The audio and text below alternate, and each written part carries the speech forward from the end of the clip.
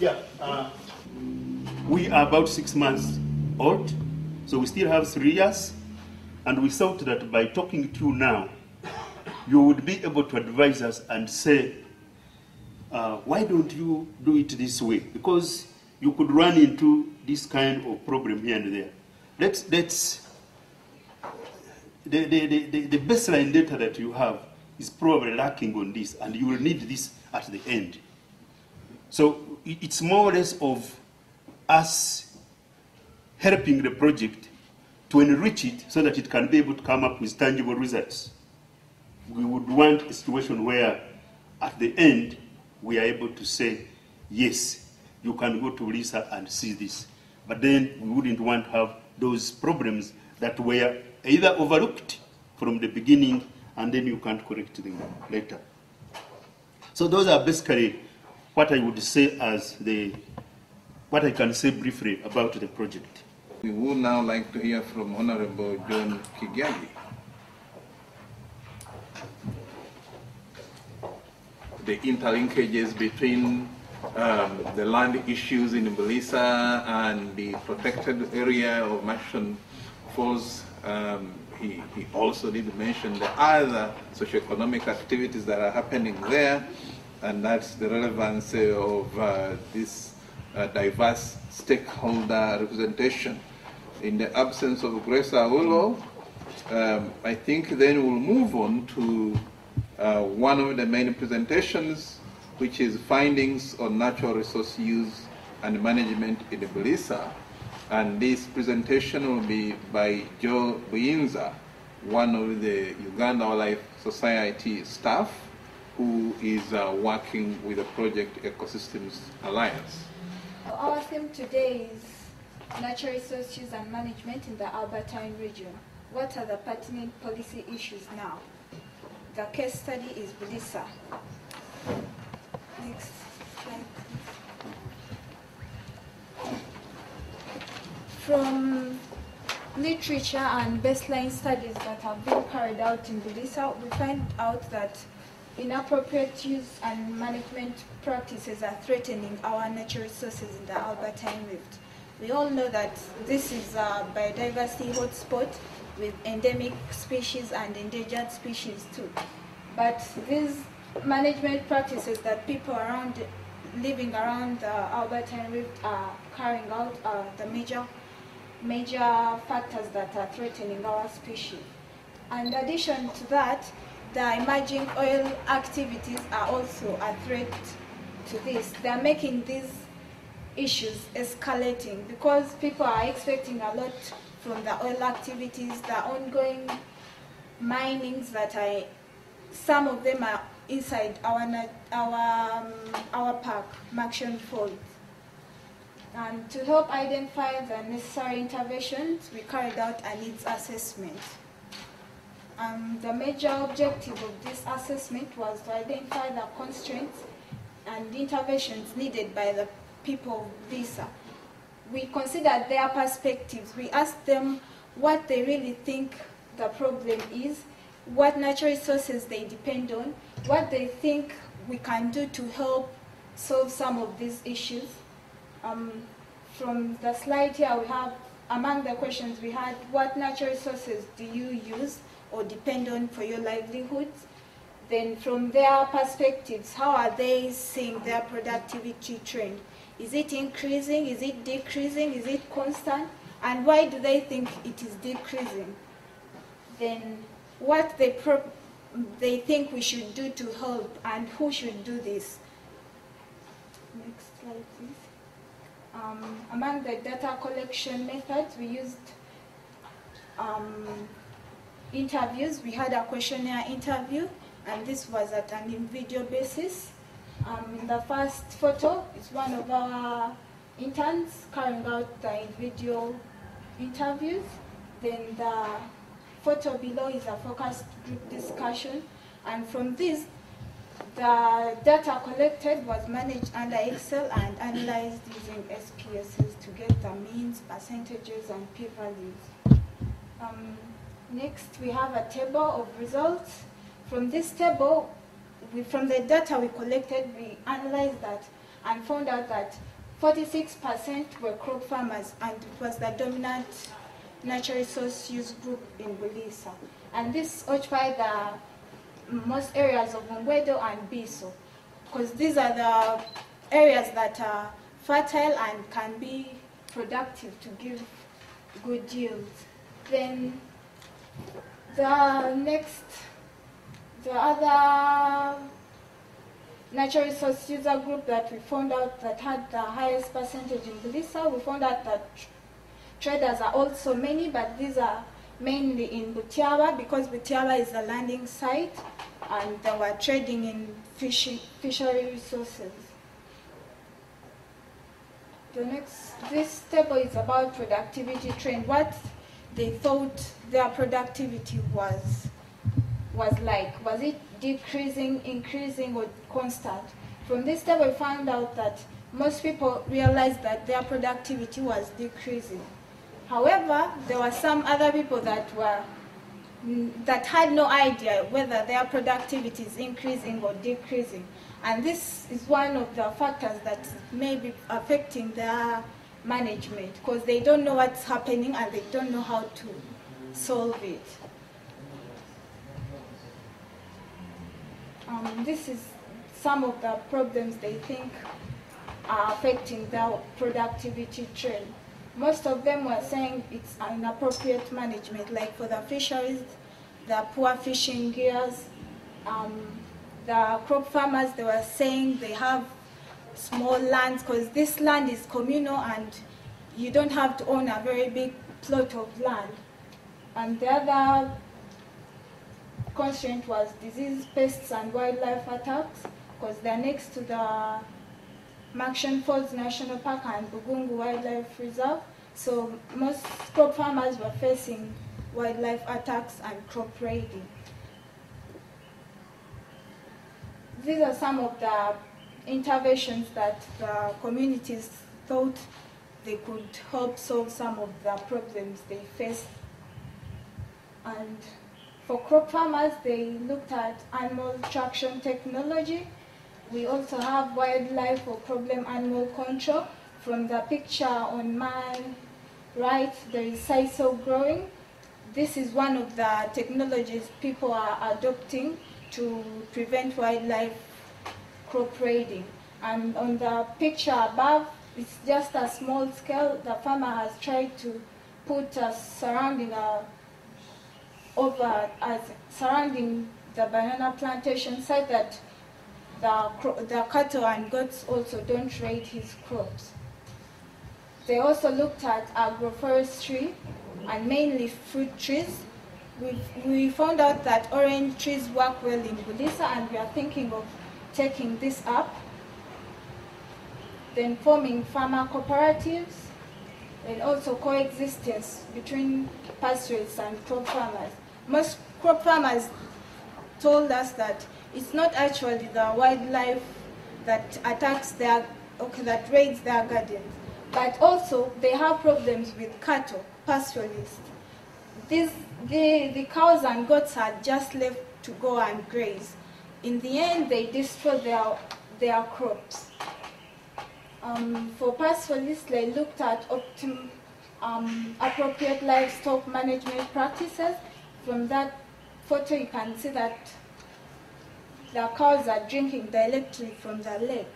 And it's this same lake that the communities depend on for water. They also looked at pasture improvement. During the dry season, they don't have pasture. And they were also looking at access to the park for water and pasture during the dry season. For the fisher folk, their passive intervention was improving the working relationship between BMUs and UA. There is a case in Wanseko that the BMUs are saying they should at least extend into the park to do some fishing. But UA is saying this is a breeding ground, you should let it be intact. We are also going to look at capacity building trainings for BMUs and UA. the BMUs are there, but some of them don't know their mandates and they are not implementing these appropriate fishing gears and methods. Below you can see some of the nets these fishermen use for fishing, and this is mainly used to catch silverfish. Improved relations between UA, BMUs and the fisher folk. We also found out the communities that depend on the park for wildlife resources, and some of their interventions they think that could help change their livelihoods is access to resources from the park and the forest reserves, then improving the relations between UA and NFA. There is a place in Biso, I'm forgetting the village, but NFA is allowing people to fell trees, yet UA is not seconding that, and there are clashes about that. Training on wildlife animal behavior. There is a case in Butiawa, people are facing problems with hippos, but it's mainly because these fishermen don't know the behavior of these animals, and if they are trained on this, maybe they can try to minimize the attacks. And taking part in the EIAs, because these communities feel they are neglected, the oil companies are doing their things without involving them. Then sensitization on impacts of oil activities. What are the risks of the ongoing oil activities? How can they manage these risks? And what will the future be like if the oil activities are going on? Then there are benefits from the oil activities. How are they going to benefit from this? So this table is about who they think can help intervene, solve some of the problems they are facing. And mostly we're saying the local government and technicians. And 33% were saying NGOs, and that's why Uganda Wildlife Society is down there to help try and solve some of these problems. UWS going forward. For the next 3 years, we are embarking on improving communities in Bulisa district by empowering them with capacities and technologies on how to sustainably manage their resources. And with financial support from the Ecosystem Alliance, we have already started on this, and we are 6 months old. And the lessons learned will always be brought here, like today, to help influence some of the natural resource policies. Thank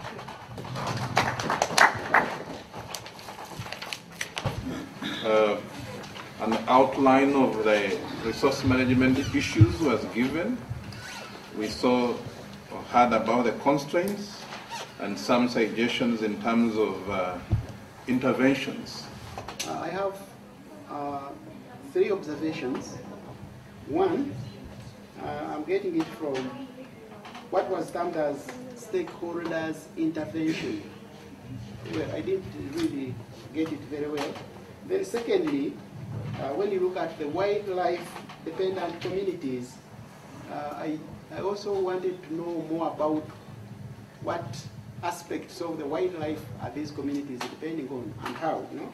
And then concerning the relationship or the relations between Uganda Wildlife Authority and National Forest Authority, it requires some bit of streamlining. Is the forest reserve in the park, or is the park the protected area in the forest reserve? I mean, I don't know whether it's at policy level or, you know, that kind of conflict. How can some kind of more like? Thank you. These are some of the stakeholders they suggested that should intervene and help solve some of the productivity constraints they mentioned. And most of them were suggesting the local government and technicians, probably the district technical officials, the vets, the forest officers and environment officers. Then some of them suggested NGOs like Uganda Wildlife Society. the others, local government and NGOs also constituted of 18.2%. Thanks for the observations that you have made. By saying that stakeholders interventions, or by stakeholders we mean people right from the people that we went to when we're doing the needs assessment, the households, the farmers themselves, the fisher folk, right from that ground up to the district. Yeah, and I know the chairman will testify that we went up to the district level, but right from the lowly people, we take all those as stakeholders and we're representing all their views. The aspects of the wildlife that we're looking at, there are certain resources that people get from Marshall Falls and Bugungu Wildlife Reserve. And some of them we realized that they were being bound by MOUs, but some of these MOUs have expired. But OA is silent about renewing them. And there are certain issues. Some of them expired because one of the parties broke the terms. Others expired because the time they were given expired. So we need to renew them. But when we met the stakeholders, they suggest that we need to renew these MOUs and also revise them. Probably the revising bit is the things that were not satisfying to them. And probably that is why it expired. And some of the things that they are collecting from the park include grasses, especially for thatching their houses. They go for poles for constructing the houses. Firewood, yes. And we also realized that there is a wetland. When I met the community warden of Bugungu, he said that we actually want to form an MOU to allow these people come and harvest some resources from this wetland. Because currently we always arrest them when they come, because there is no document binding us to allow them come in the park. And so we are thinking maybe we develop things like community tourism, where we shall allow an organized group to go and collect resources from the wetland at a sustainable level, and then begin up like a craft material making, small industry at a small scale. And then you wanted to know a little bit about Bugungu, I mean NFA and UA. What are the conflicts? These conflicts are in Bugungu Wildlife Reserve. Bugungu Wildlife Reserve is co-managed between NFA. There is a part that is co-managed because from Bugungu, you almost cross into Budongo, isn't it, Chairman? Yeah, so there is an interface between Bugungu and Budongo.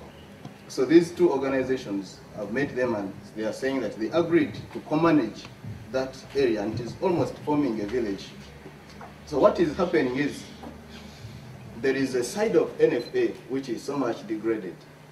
Why I'm thinking, this is my opinion, that NFA is so much commercialized. It is so much commercial. It is too, I think it is coming too commercial. It is not conserving, it is not using the resources wisely. While OA, they would want to respect the resources. So what people are saying, when NFA gives concessions to people to fell timber, what they do, because the side of NFA, Budongo, is degraded, they sneak into OA side, because for it is still intact. So they have now begun felling trees from that side. And they are so crude that they can fell a tree and pull it to the NFA side and then do the chopping from there. So there are conflicts now. People have been arrested from our side, and when they are arrested, they present permits from NFA. We've been allowed to fell. And now it is a long struggle to find out where did they cut the tree from. Yeah, so there are conflicts now, and we think right now they are at management level. Probably we need to meet NFA and UA. They come up with a concession on how to manage that area. Otherwise we may lose the resource. The preliminary findings, did you find any poachers from the region? In your needs assessment, did you find out that there are people from the district who go to the park to poach, or did you come across that information? Our communities neighboring the park, the UA, and also there is evidence of communities either on their own or in collaboration with the NFA officials engaged in deforestation, in unlawful, or I should say unsustainable exploitation of the forest reserve. So this is the, and it is also true that there has not been very good institutional harmony between the NFA and UA to the extent that, as I've rightly put, as the President has rightly put it, some timber has been within now the park, because the UA has also, resources like timber that can be exploited there by people who goes as if they were permits to end in the national NFA area, where then they encroach on the park areas. But in the past, it was the other way around, especially when there was this instability. People could, with connivance of UA officials, fell trees within UA jurisdiction without, and then they would also be apprehended by UA officials. So actually, institutionally, these two bodies really need to streamline and cultivate harmony, because they are supposed to be mutually supportive, and yet they are doing the opposite. So this is a challenge indeed, but I think which is not insurmountable, because they are all state machinery and their roles are clear, even in their areas of jurisdiction. They can only be brought together and work in harmony to enhance sustainable resource use and conservation as a whole. We're talking about the productivity trend in the last 5 to 10 years. We would be wishing to know how you came up with this productivity, because it is part of, it is a very big component here. It is the one which will help us to understand what needs to be done. So I see there is no response, 25.7%, declining 40.6%, constant 20.0%, and increasing 13.7%. This increase and this declining is on what? I will talk majorly maybe on the crop farming and maybe a little bit on the livestock. What were the factors that you people considered in your study that this is declining and this is increasing? Because if you find that somebody has said it is increasing because he has grown now a very big area of sweet potato, yet normally he was growing like a small piece, you need also to understand that one. Or else, I didn't see it featuring in your presentation, and how you collected the data and how you also went about it. So, apart from that, on this productivity, on the next slide, can I request the next slide? So this one, we're looking at the perceptions. Again, here people are not responding. These people are not responding. What were the enumerators saying in the field for this non-response? Maybe a little bit not knowing, understanding the question. But it represents a big percentage, and I'm worried about it, that we can have a no response and we don't ascertain why it is there. So issues to on affecting this productivity, land loss, soil unprotected decline, and then the diseases, and then this issue of the climate change. This table I thought would show us where the areas to intervene are. So that's kind of what I'm thinking, and I don't know whether Benyenza could explain a little bit on it. Yes. What we would do, we would tell the crop farmers, we had different sections of the questionnaires that would only be addressed to crop farmers. So if somebody identified himself as a crop farmer, then we open the section to crop farmers. Then we tell them to list, for example, the crops that they grow. And we ask them on each of those crops. See, this table is so general. If we were to present everything, it would not fit here. So ask them on each of those key crops, like 4 of them that mentions.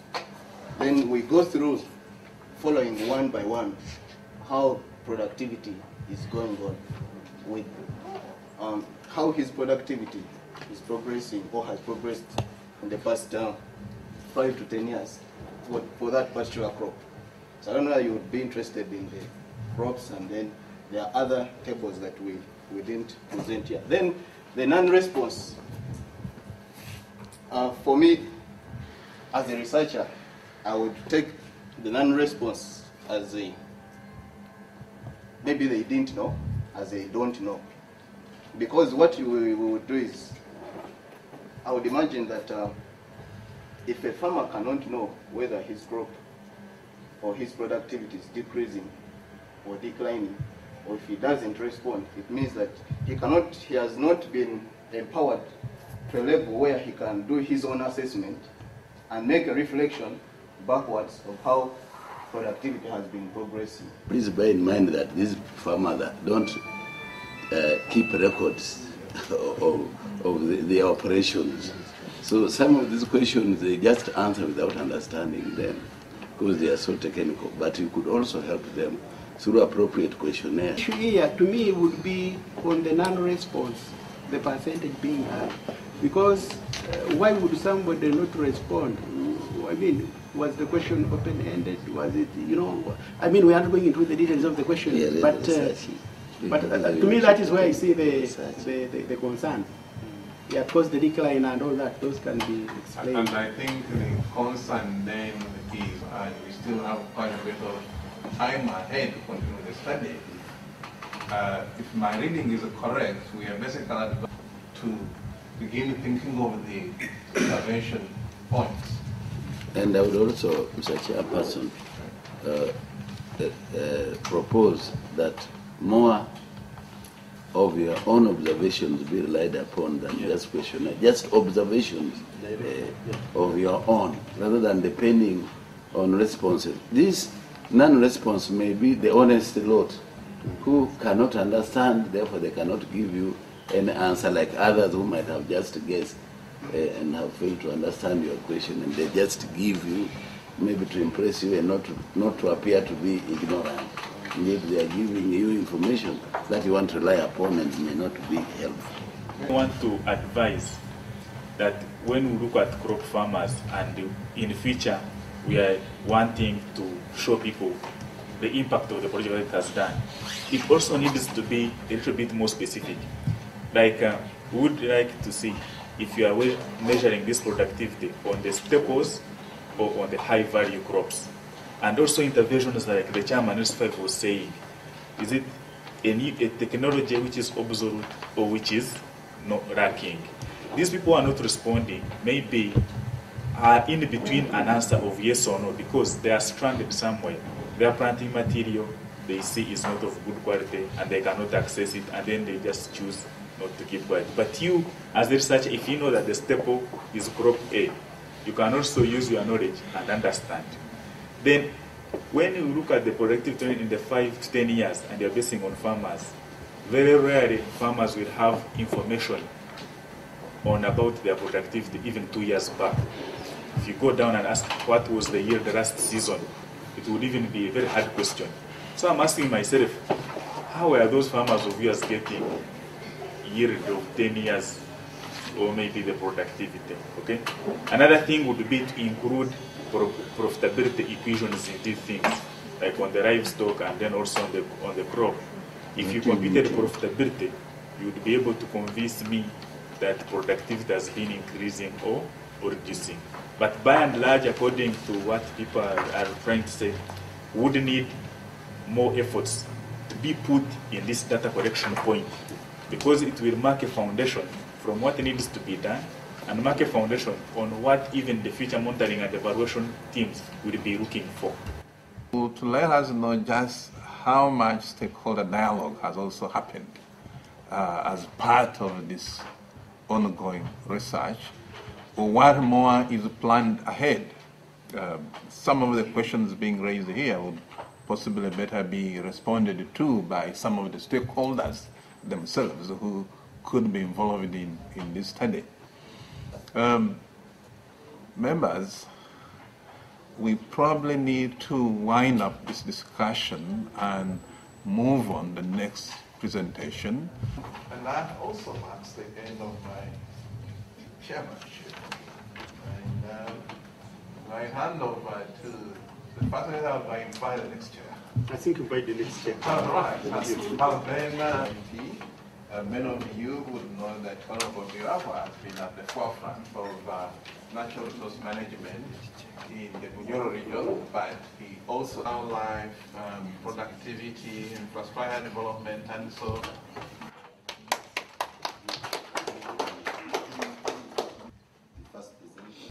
Dr. Andy Plumtree, I hope that's the right pronunciation, to come and give a presentation on conservation of biodiversity in the Albertine Rift. If you're into oil, you call it the Albertine Graben, but it's pretty much the same thing. This area has the largest number of endemic vertebrates in the whole of Africa, and it also has the largest number of threatened vertebrates in the whole of Africa. So it's one of the most important regions for biodiversity conservation on the continent.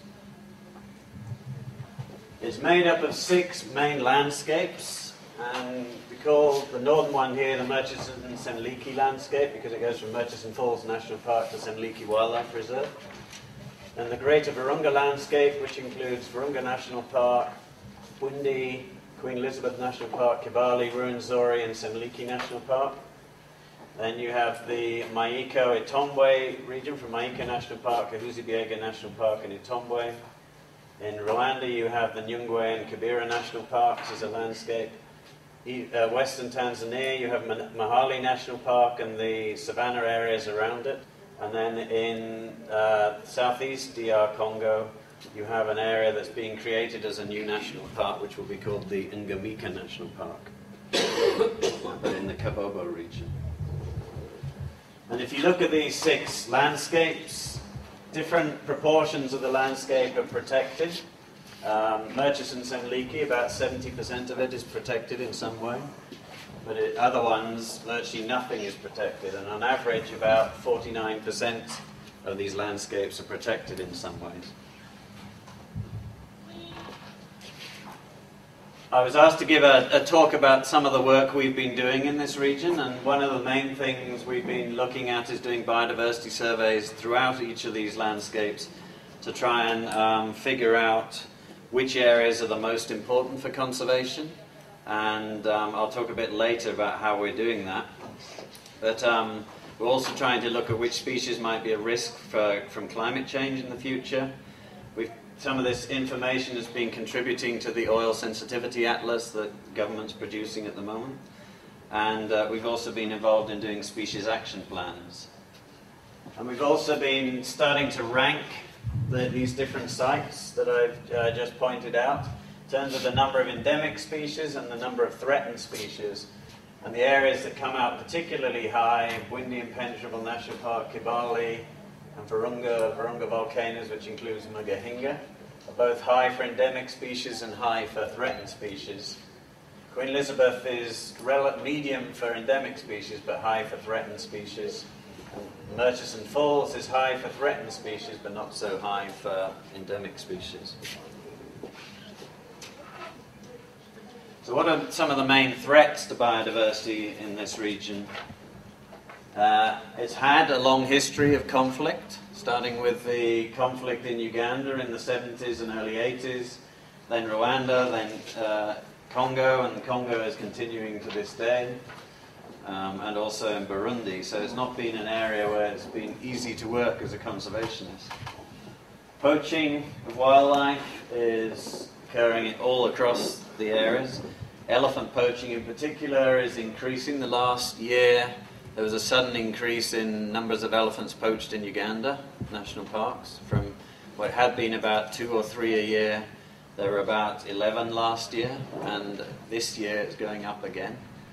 There was international press recently about Uganda's army's involvement in potentially poaching, which they're denying. But there's certainly concerns that ivory poaching and ivory trade And it's not just in Uganda. Kenya's having problems. Eastern Congo's having problems with a surge in ivory poaching. There's also been a huge change in the number of people around protected areas. This is Queen Elizabeth National Park, and that is a map of Queen Elizabeth National Park in the 1950s. The red dots are the number of houses around the park. And basically, you can hardly see any red dots. This is what it looked like in 2006.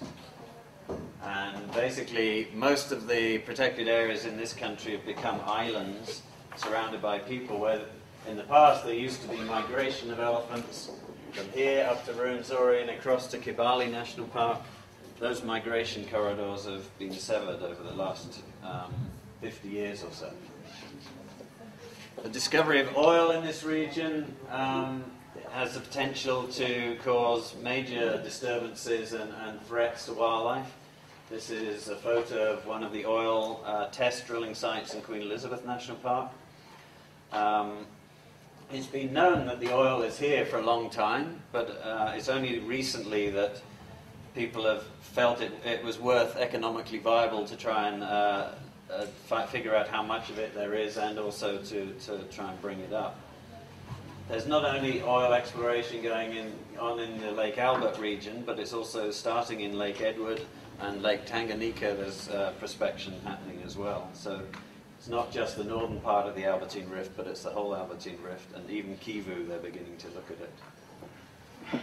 And there's also an increasing interest in mining throughout this region.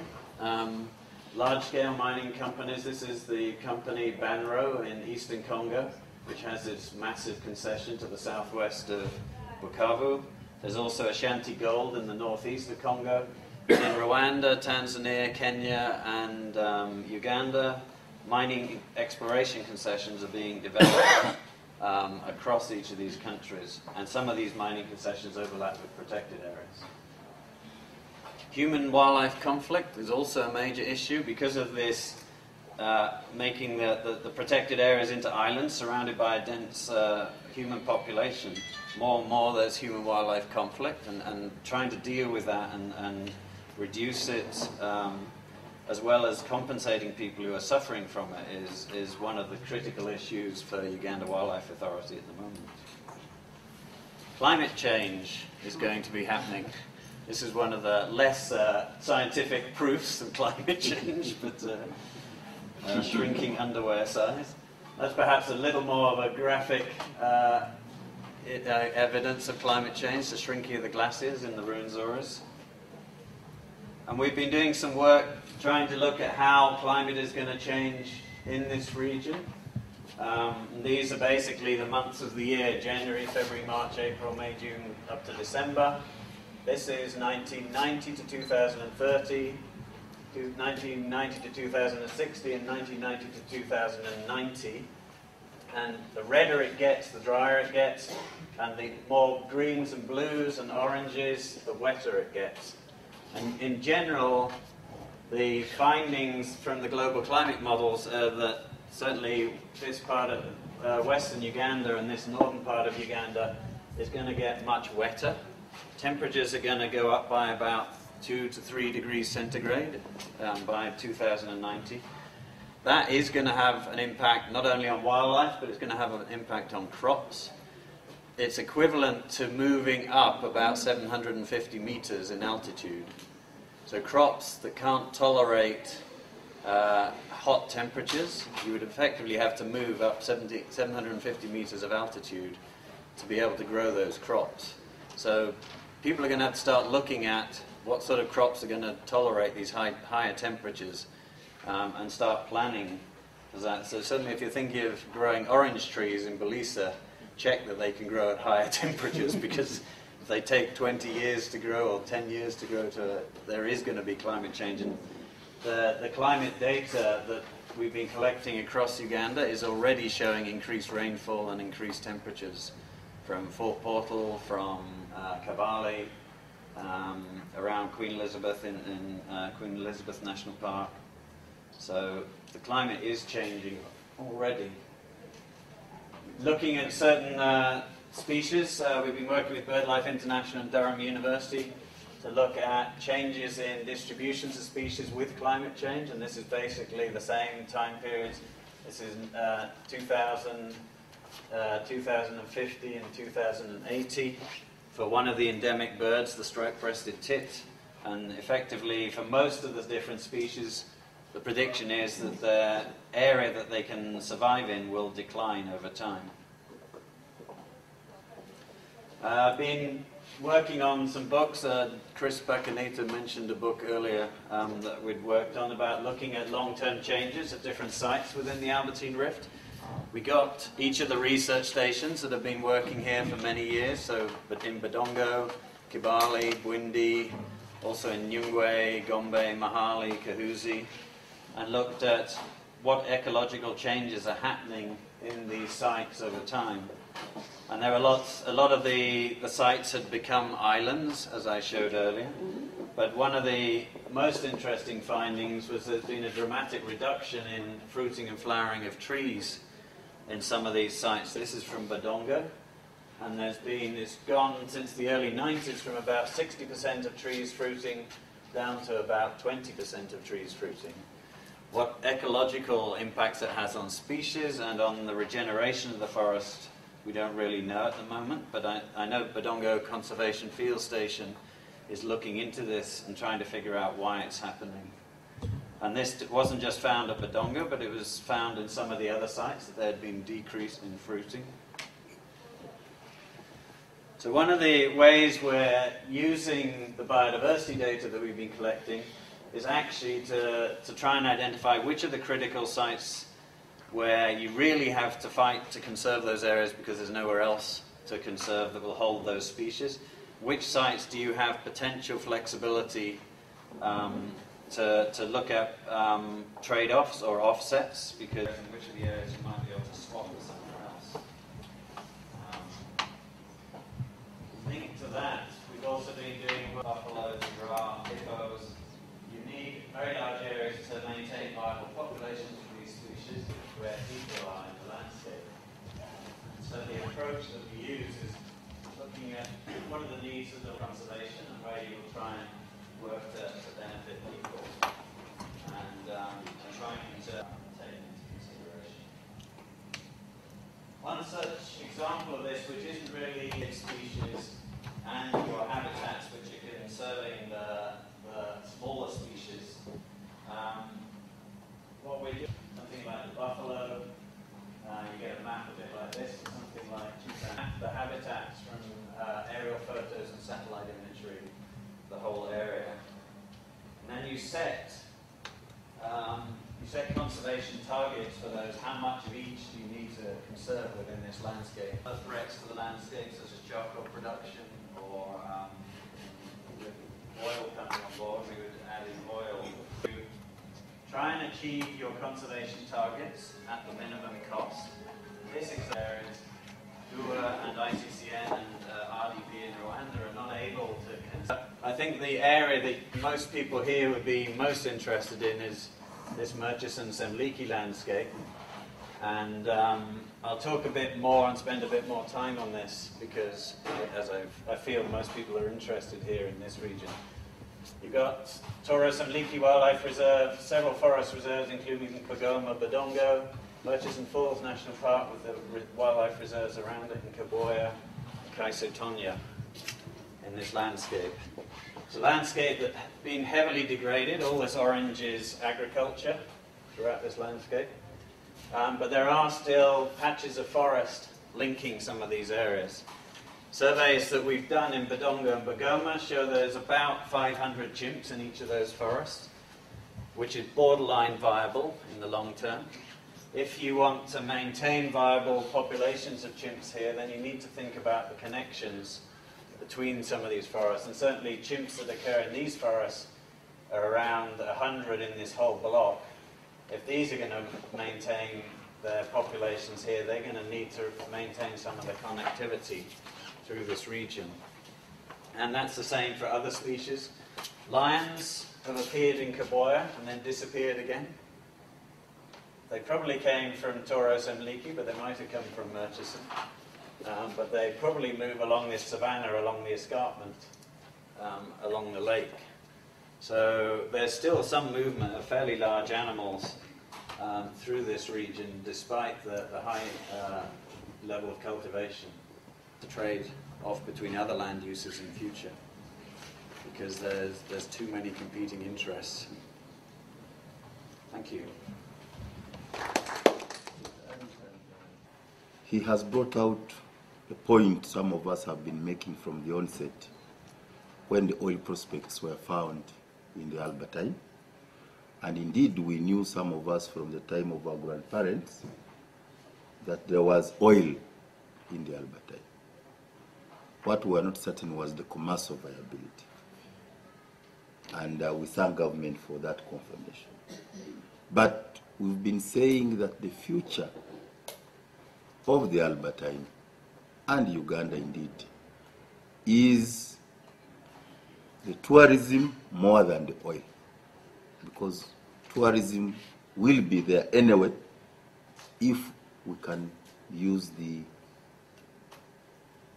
ecological biodiversity endowment in the Albertine. And this, as he has rightly put it, it goes down to Lake Kivu, the Virunga there, because the national parks which attract people across there are actually part of this very stretch. We also, at a community angle, I must say that it so happened that at the very time the colonial government discovered oil in our region is also the very time the national parks were gazetted. And to a community, it had some sentiments, because that was the first land grab by the state. And as you see, for us who live around there, we provided 80% of our land to the national park and the Budongo forest. And actually, it's true for the earlier presentation of natural resources that there is almost no boundary between Budongo forest and Maxwell Falls. You just move through the forest and the stretch ends in the park. And I was engaging the minister and Moses some time back that the best way this conflict you're talking about could be managed was to make a road, to put a road between the demarcations of the park and the forest, so that the two are distinct. But what would also help us, the community, because in most of these presentations, the community is rarely brought in. This would help us from that remoteness, keeping us peripheral, but would also increase the marketing of ecotourism and how best the communities can relate, because we are now distant relatives of that stretch, and yet that would connect us to the other part, and it's very important. I must also say he has brought it out clearly. I'm happy by him articulating an angle which is of more sustainable development than that of preservation, that it is possible for the two to coexist. It's possible to harness the oil resource. More so, we salute the NEMA for the sensitivity mapping.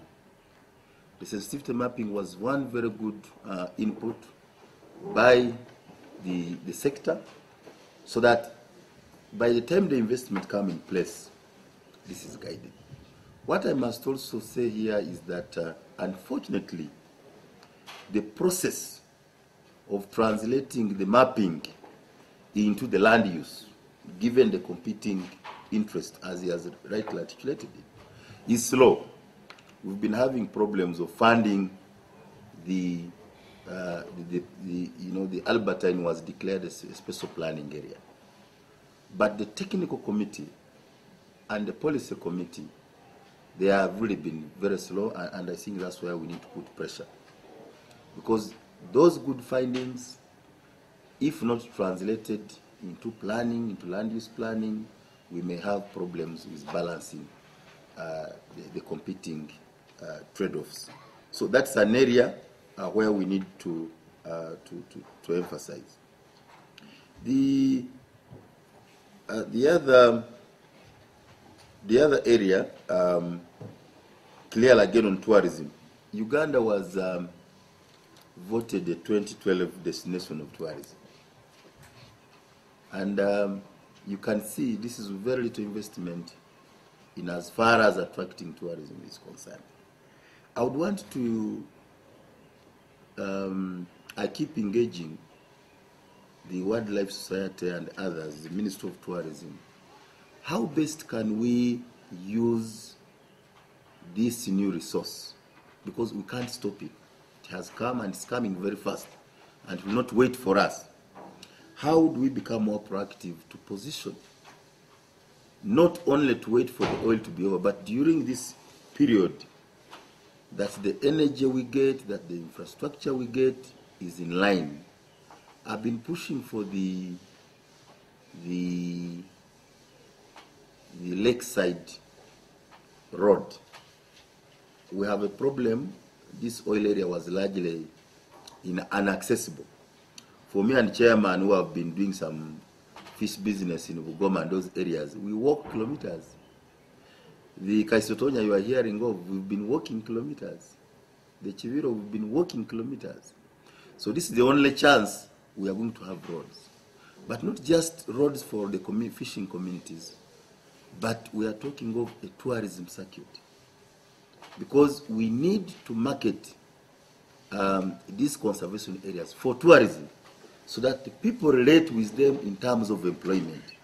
Until we step up investments to employ more people in tourism, it will become very difficult with increasing population pressure and unemployment to continue, say, preserve and preserve.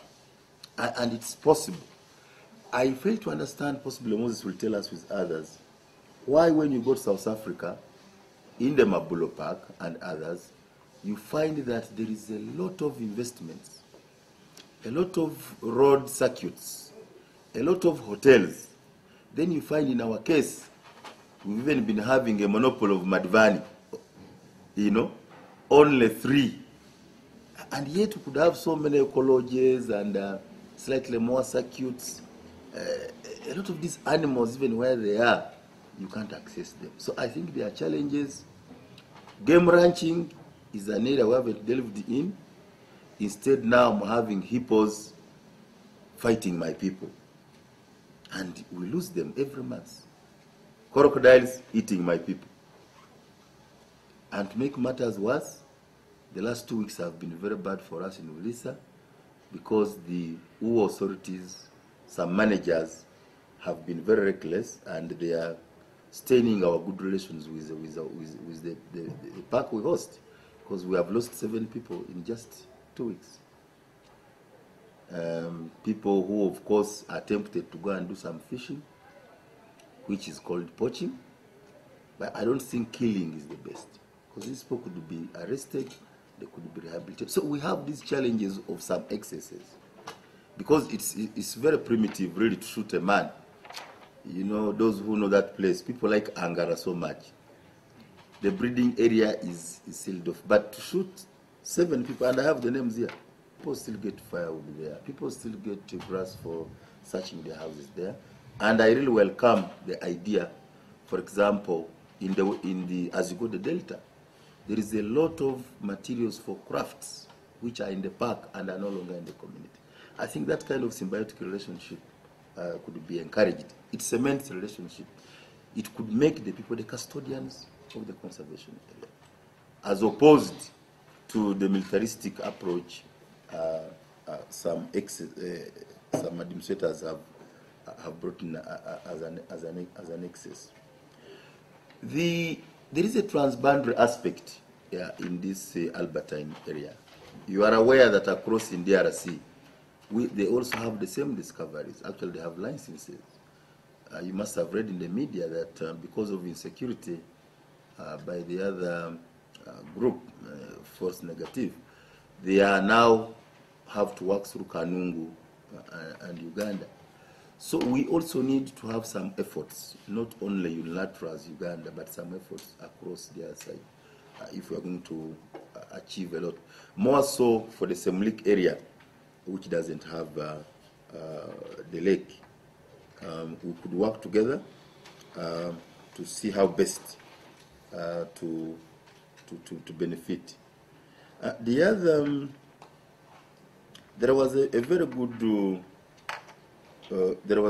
But before I lose the point of the lakeside road, I am told by Ministry of Works and UNRA that UWA is opposed to the lakeside road, which I call a tourism circuit. I will need us to engage on that. It's very important because we think it is something we must do. What I would want to know is what is the impact? What are the trade-offs? Because it is very important. One of the reasons why Uganda is failing to promote tourism is that for a tourist to go to some of these places, first of all, you have to come from Entebbe, go through the unnecessary, unpleasant jam in Kampala. We have not yet developed the air transport. Why should somebody leave Kisoro and come through Kabale and Mbarara to go to Queen Elizabeth? It's a very short distance if there was a connectivity there. So why don't we invest into that road? What would be the problem with that? Why should somebody leave Bundibugyo and come to Fort Portal and go through rugged roads in Kyenjuju and Kagadi and go through Hoima to come to Ulisa when we are actually along the lake? So these are some important engagements, because as we conserve, as I've always said, I don't belong to the school of sort of preservation. I belong to sustainable development school of sort.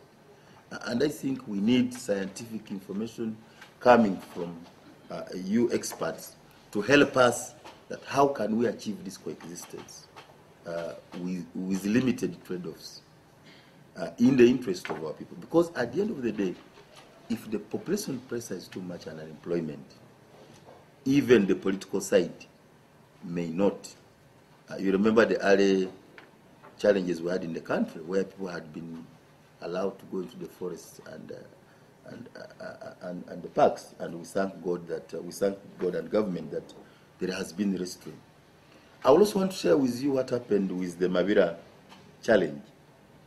It was the scientific information. It was not just noise made in the street. It was the scientific information which was produced by an interministerial team, clearly showing the benefits of the Mabira, given for us as a country which is still having rain-fed agriculture, given as a country which is dying to generate more power, relying on hydro, yet hydro relies on the catchment area, the economics of it, the tourism which can be done in it. It would only take somebody who is unscientific to still talk about the Gazette in Mabira. So we need this kind of information, and I really want to thank the project. This scientific information we have can show us somewhere where we can figure out to choose.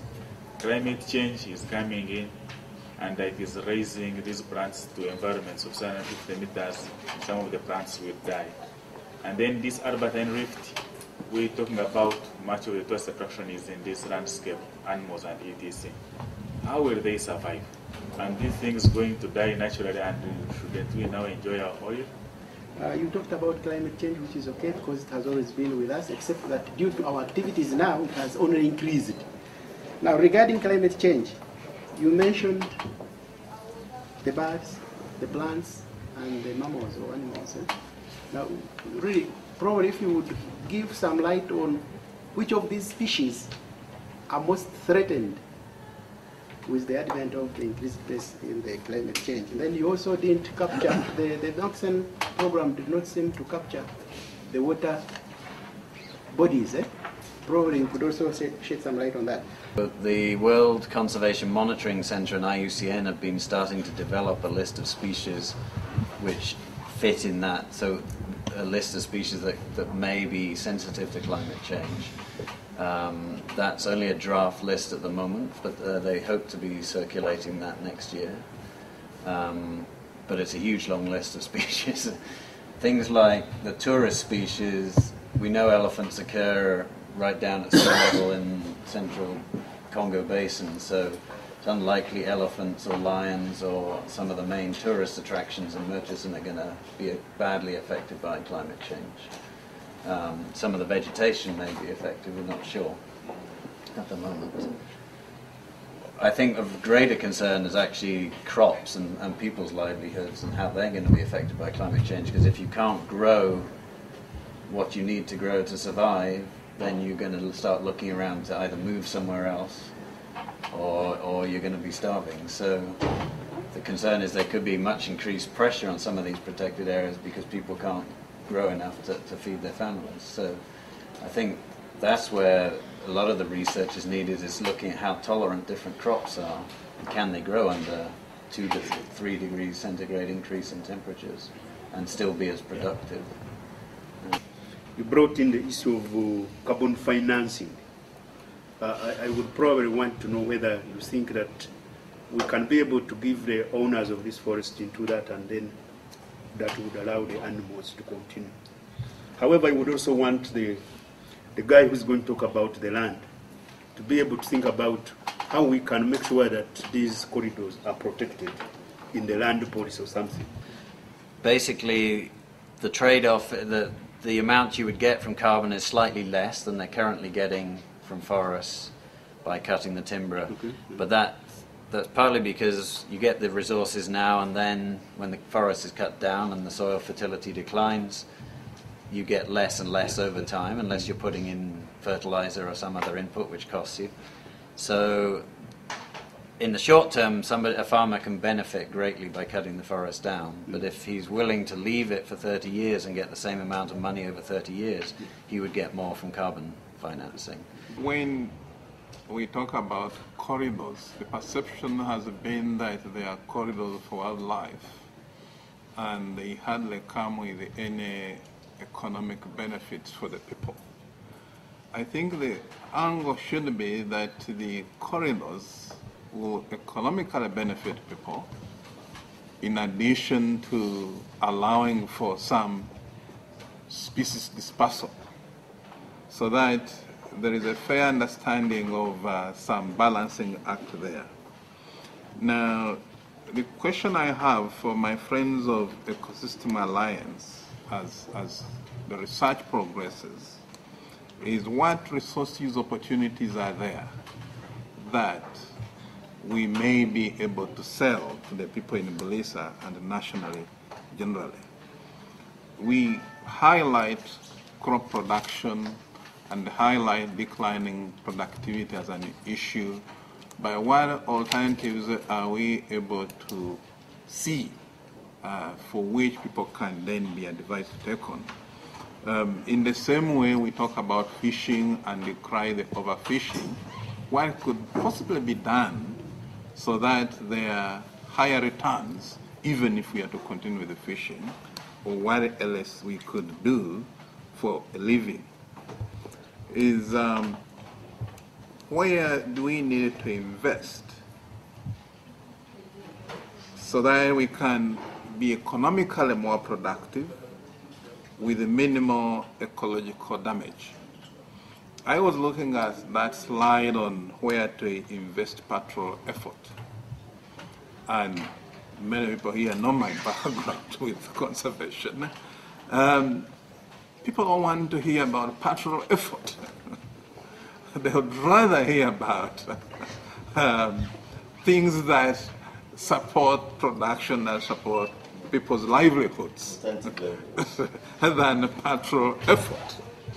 And so if we can turn it around and say, yes, we know that there are ecologically sensitive areas here and want to conserve them, but we also know that people want to derive economic benefits. So the mapping should help us see how to attain that balance. Sorry, maybe I should just add the chairman did ask about why you see a lot of tourism activity in Southern Africa and why we don't. I think it goes back to the question I posed. What are the opportunities that we have? We have the resources. What is it that can be done? Where and how? Thank you. Wildlife conservation and conservation in general. I think the current and the feasible approach that is being pursued is that of incentive inclination rather than the commandist, the obsolete commandist approach, which has actually failed. And I would like this to be emphasized and strengthened in all recommendations by Uganda Wildlife Society, so that we depart from this failed approach to conservation, which has seen the communities, especially who had been, or of course, to whom these resources naturally were intended, but are now controlled in their use, understand and be understood that these resources are for them and these efforts are not intended to starve them. In that respect, interventions, and it's good that we are looking at interventions, for these interventions to be effective, and therefore they must be appropriate. We are looking at poverty as being both the cause and consequence of environmental degradation.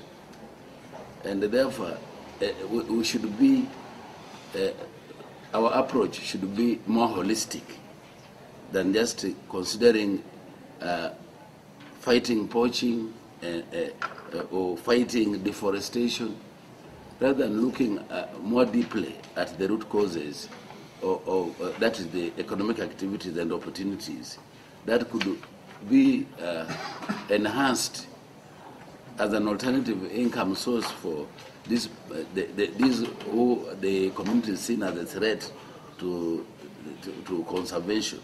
So you take the case of Bulisa district, for example, where we don't have a single vocational school or institute that would help empower the youth in terms of skill development, so that they can engage in economic activities other than the traditional hunting or felling trees. So if organizations like Uganda Wildlife Society with their partners, together with us, the government, really looked at that and agreed that this could be a more effective intervention, and we agree and really address that, because the problem, economic challenges really should be looked at holistically.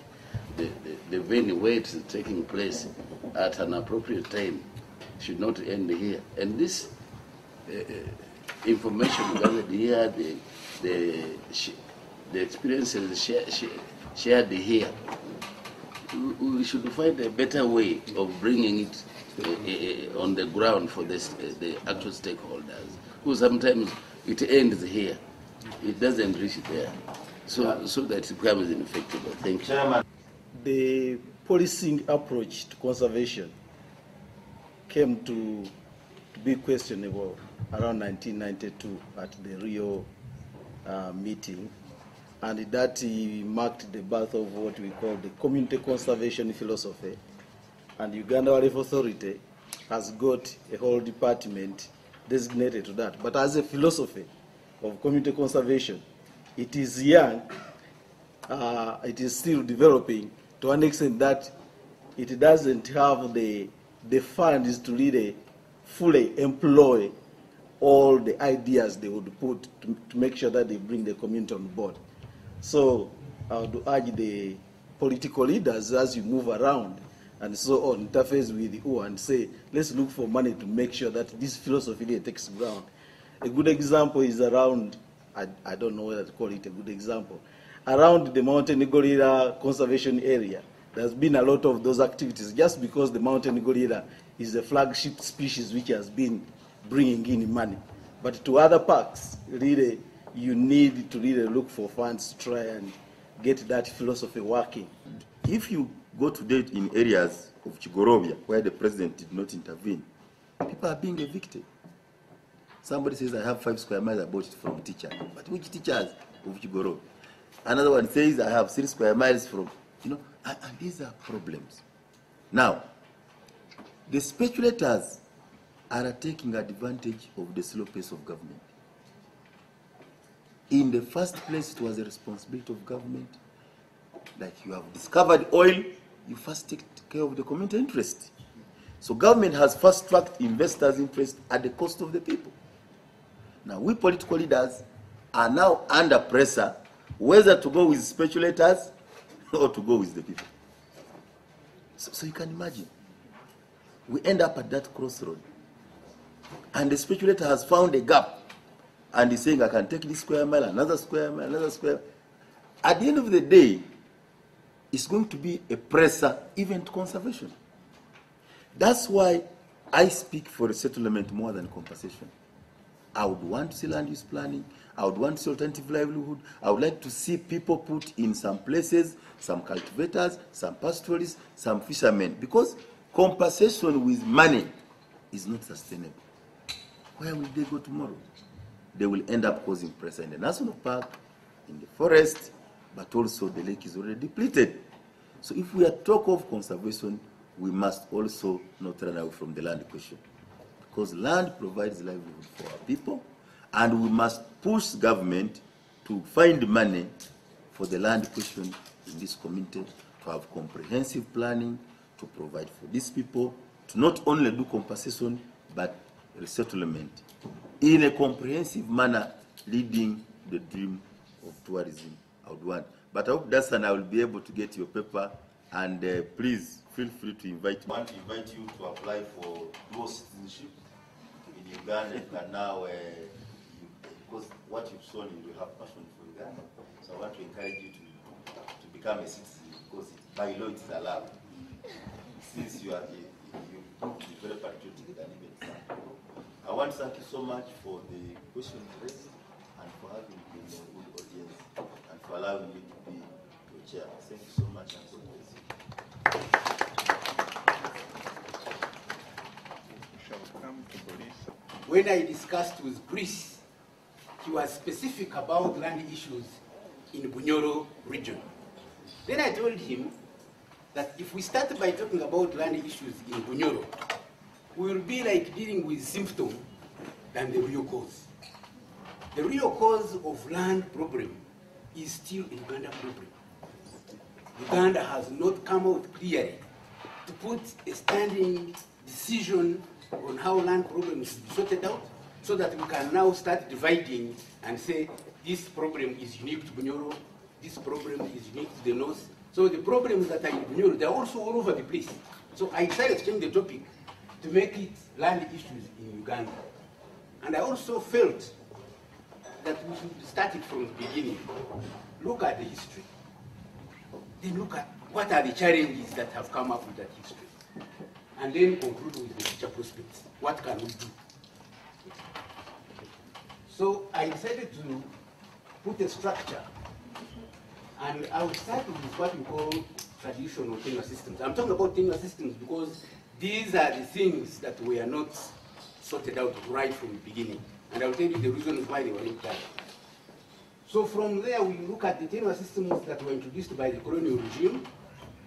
When they came, they decided to do something, and they have reasons why they did it. Then I also want to see what actually happened after the colonial regime had ended. Did we do any remedial operations? We'll look at that as well.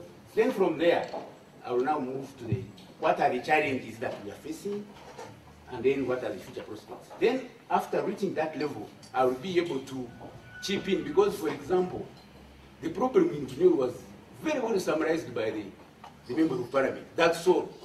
And one can say that's it, and it ends there. But let us see the underlying information about it. So if you look at the traditional land ownership, which preceded, you have these 4 points. If you look at the Buganda region, they have what they call semi-feudal system of land ownership in Uganda. And this land was vested in the community. This community was being managed by the Kabaka. So the Kabaka, with the clan leaders, would know where each one stays and who actually wants it. They were giving out land to people. If you didn't pass through their line, you didn't get the land. So they were giving out their people. And the clan leaders were also giving out land to their people. So it was a self-sustained system which was operating. But if you go to the north, and in the eastern region, land was strictly to the clans. A specific clan had its people in a particular area, and they had their ownership on that land. But the issue to come out clearly is that this kind of ownership was user rights. There was no ownership the way we know it today, owning the land and doing everything with it you want without anybody touching your arm. That was not there. The clan leaders had almost a full right over the land, and all everybody else was using it, and they knew who used it. If he didn't use it very well, they would chase him out or give him another piece of land, but they were managing, they managed. Then if you come to the west and the eastern region, the land was largely individualized. Families, land was owned by families. So-and-so's family had that area, another family had that area. So you would walk to see homesteads of families, and those owned that land they were using. So any other land outside that was like, it belonged to nobody. Then when if you look at that customary land at that time, because the land was all customary all over, it was not for sale. The concept of selling land at that time was not there. Land was for those who were living, they would live on it and use it to survive. It was for the dead, they could be buried on it. And it was for the unborn. They had to put into account that the unborn definitely will find this land. So we cannot use it roughly and destroy it as if we don't know that we are producing children who also produce children. So those 3 aspects were being taken care of. Now, if you look at the general systems that were introduced by the colonial regime, there are many. Actually, there are 5. They started with freehold and leasehold in 1900. Now, this was basically to take care of the foreigners. The idea was that they had earned a food basket. There was cotton, which they needed very much in Britain, and this cotton could grow very well here. There was coffee, even all agricultural products. So everything was to be grown here and processed the other side. So it was believed that they would have plantation farmers who were the whites, for example. The only difference is that these whites, when they came here, it became very difficult for them to get the land. They tried as much as possible, they never got it, and the problems are clear why they never got it. So in 1958, this was at the time when independence was coming, and there was a lot of pressure. And I think they were trying to look for their survival. This was only when they thought about the indigenous people and said, if we don't give these people some land titles, our future might have problems. So they started creating all the traditional land tenure system that they found, because you know they had come with a purpose. It all became crown land. It was now owned by the Queen. So the ownership of all the land in Uganda went in the hands of the Queen. And then it was at her disposal through the governor who was here, to give land titles to those who could now own the land, not just land use, but own it. Now, if you move to the time after independence, you'll find that we already had 5 tenure systems which were introduced by the colonial system. Now, the whole purpose, as you will see, of introducing these 5 tenure systems was because they had a system of divide and rule. If the people of Uganda are a bit problematic, contain them on what you think you can contain them, and still get what you want from them. If the people of the West are not sharp enough to really give you problems, let them lie. So these 5 tenure systems were under that kind of policy. You'll find freehold and leasehold. Those who got those titles are a certain breed of people. You go to Mairo, strictly for Uganda. You go to native freehold for the West, where it was easier. Having taken Uganda, it was easier to get the West. And then, of course, the North was very difficult to get, and there were so many fights there that was acquired much later. So these 5 tenure systems after independence, it was unfortunate that when they were supposed to be converted into one leasehold that would have united Ugandans and created responsibility of a government towards nationalism, this particular aspect would have helped nationalism. But it was unfortunate that the government that thought about that did not have the roots, did not have the capacity to follow it. If it was a really serious government that had thought of that leasehold and wanted to use it to unite Ugandans, it would be a different picture now. But it was brought in and abandoned in the process. Yeah. So we lost on that chance in 1975. The decree was seen as something that didn't serve anything, it was thrown out. But in 1968, 69, the lands which were, there was a law that was put in place. All the lands which had been taken by the Queen came back in the form of public land and were now owned by the government. So government sort of inherited what the colonial government was doing and said, if this land had been taken away from the people as crown land, let us retain it as public land. So the government now took exactly the same position as the colonial government had done and created the crown land and also started giving out titles to those who would need it. Hey, this thing has come up like that, I'm sorry. If you look at the challenges, but I think we can still read. Yeah, we can still read. Yeah. We can see that having done that, how do we measure in the East African region? Uganda is one of the East African states that are about to merge into political federation. How does the land question compare with other states like Tanzania and Kenya? In Tanzania, land is publicly owned. Government owns land publicly. It is owned by the government. It's publicly owned, and it is vested in the president. In Uganda, the land is privately owned from 1995. The government belongs to the people.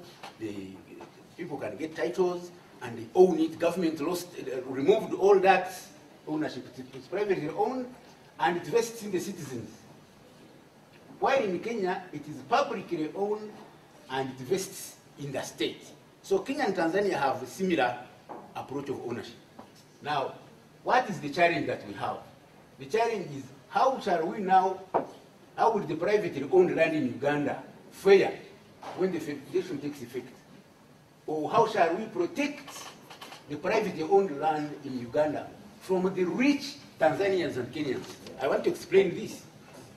That now, if a rich Tanzanian comes to Uganda, he will acquire land because government can't stop him. And he will use that power of his money to negotiate with the poor people in the villages to go to Bulisa. This is the same thing he was explaining.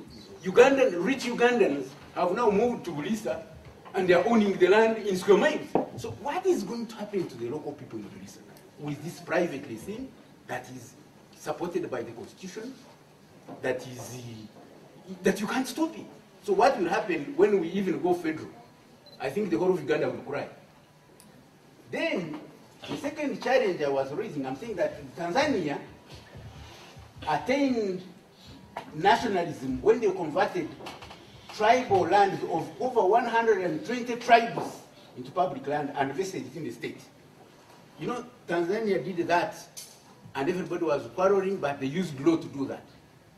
They abolished freehold, they abolished all sorts of things, and they said all the land now will belong to government. And whoever wants land will lease it from government. Now in Tanzania, you get land by lease. And because of that power, they are controlling their land. They know who gets it. They know where the road passes. They are not in businesses of compensation. You know, now compensation has stopped development almost. You want to put a road here, he's been talking about the road on the, he's talking about the road on, along in the Rift Valley. The compensation is going to be a roadblock because even big people are going to put up structures where they know the road is being earmarked. So these are not problems of other countries. It's an invented problem because the concept of 1995 Land Act, Land Law, was hurriedly rushed into. There's a bit of sentiment. They should have seen that land is the only asset for government, the main asset for government. They shouldn't have lost it. So here we can say that Uganda, when they lost that, the Kenyans have their land. So me, I would want to say that it is high time for Uganda to disband the divide and rule approach because they inherited it. Yes. It needs to be disbanded, and we need to now look at having a uniform tenure for Uganda. Let's forget about what we did at that time or was done hurriedly. Then when we have something uniform, we are going to have it easy. Planning for the wildlife, we are going to have it easy. Planning for the roads, we are going to have it easy. Planning for people's, because government will be at the top of it all, but now it's choked by the compensation that was brought into this picture that cannot help us. So let's move to the. Now, I want also now to look at the future prospects. If that is done, what are the future prospects?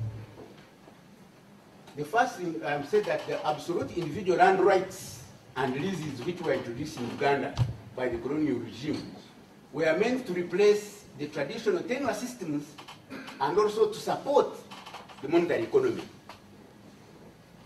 What I mean here is that if you have land ownership the way they brought it here, if you own land in terms of freehold or in terms of leasehold, you are enhancing the economy because the economy, the people who have those land titles can now go to the banks, can borrow money, can use it in developing the projects. They can handle bigger projects, industries.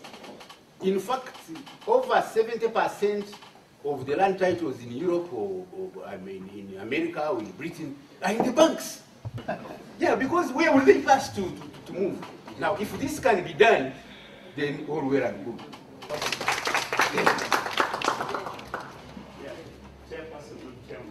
He has made one interesting correction. The national problem, I think that's very important. And I am a bit amazed that the presenter and the earlier remarks from hitherto only urban areas, actually cities, municipalities, town councils, the law provides that the commencement date will be determined by the minister responsible for lands. So I think the first pressure, a demand from us here, should be that this law be put in force. Otherwise, Uganda, for example, districts under this act are supposed to be, they are supposed to be physical planning committees at district levels, physical planning committees at municipalities, at sub-counties, to avoid unplanned development, which has resulted in environmental catastrophe this country. And when we are talking of land use, when the presenter talks about the corridor of the wildlife corridor, even under the 1995 Constitution and under the 1998 Land Act, planning remains the responsibility of government. You may own land, but the authority to plan or to determine its use remains with the state. And I think this is what the 2010 Physical Planning Act intended to correct. But you wonder why this law has not been operationalized. And yet slums are developing even in rural areas. Urban, what we call these urban growth, rural growth centers are everywhere in the country. And nobody is controlling them because they are not bound by any law, unless they are in what are declared as planning areas, town councils, or urban areas. The landowner, that is under the oil revenue management bill, is still at a draft stage, because it has not been tabled. I stand to be corrected, my honorable chairman, MP. If it has been told, you can correct us. We are glad, we are privileged to have you here. How can you reach this stage without people knowing how they will share, what stake they have? Yet people are acquiring land, and others are retaining land, especially in the Albertine Graben. People are ignorant. There is really only speculation. People are guessing that I think there will be benefits. Others are saying, no, it is a threat. I should move away. The earlier I move away from this land where there is oil, the better. Others are escaping, whether through maybe being misled by speculators or other stakeholders, you never know. So there is too much darkness over the issue of land in Uganda. And even at this stage, when areas like the Albertine Graben are seen to be in a different situation economically right now, I think government has not moved fast enough. And probably because of our weak civil society, bargaining power, because what Professor Nsibambi has described our situation, that is comparing the state and the civil society, that we have civic deficit, that we lack civic competence. So these are his words. You understand better. But all this is underlining that the civil society movement is still weak, so that citizens are not strong enough to demand effectively. We are leaving everything to the state, to at least only to the academia. I think these demands should not be left to only politicians, opposition especially, in the academia. The empowerment of civil society is very, very important. Every civil society institution like Uganda Wildlife Society has its component in its intervention. Strengthening of civil society institutions in their areas of operation should be given priority. Compensation goes beyond land, even those who are resettled, because given the international standards as agreed, you look at land could be considered as part of those tangible assets covered as damages. See, we have loss, damages, and needs, when you're assessing the needs. You look at these other losses, like you are the chairperson of C5. If you are moved away from your home, apart from losing land and the rest of it, how about your chairmanship? That's a loss. It has to be calculated in compensation. Yes, if you was a teacher and you are moved away, with the loss you even calculate the period taken to come back to your original position, that kind of thing. Even when they are compensating for trees, how long does it take a tree to grow to that level? These are some of the issues. Even when it comes to compensation, some of these things are not, they don't come out clearly. I want to give you a scenario that you would help me correct, and I'm glad the people from Bulisa are here. This project which we are starting, we have a small problem with it, because as you realize, the land in Bulisa, belongs to the government, and we would want to develop it.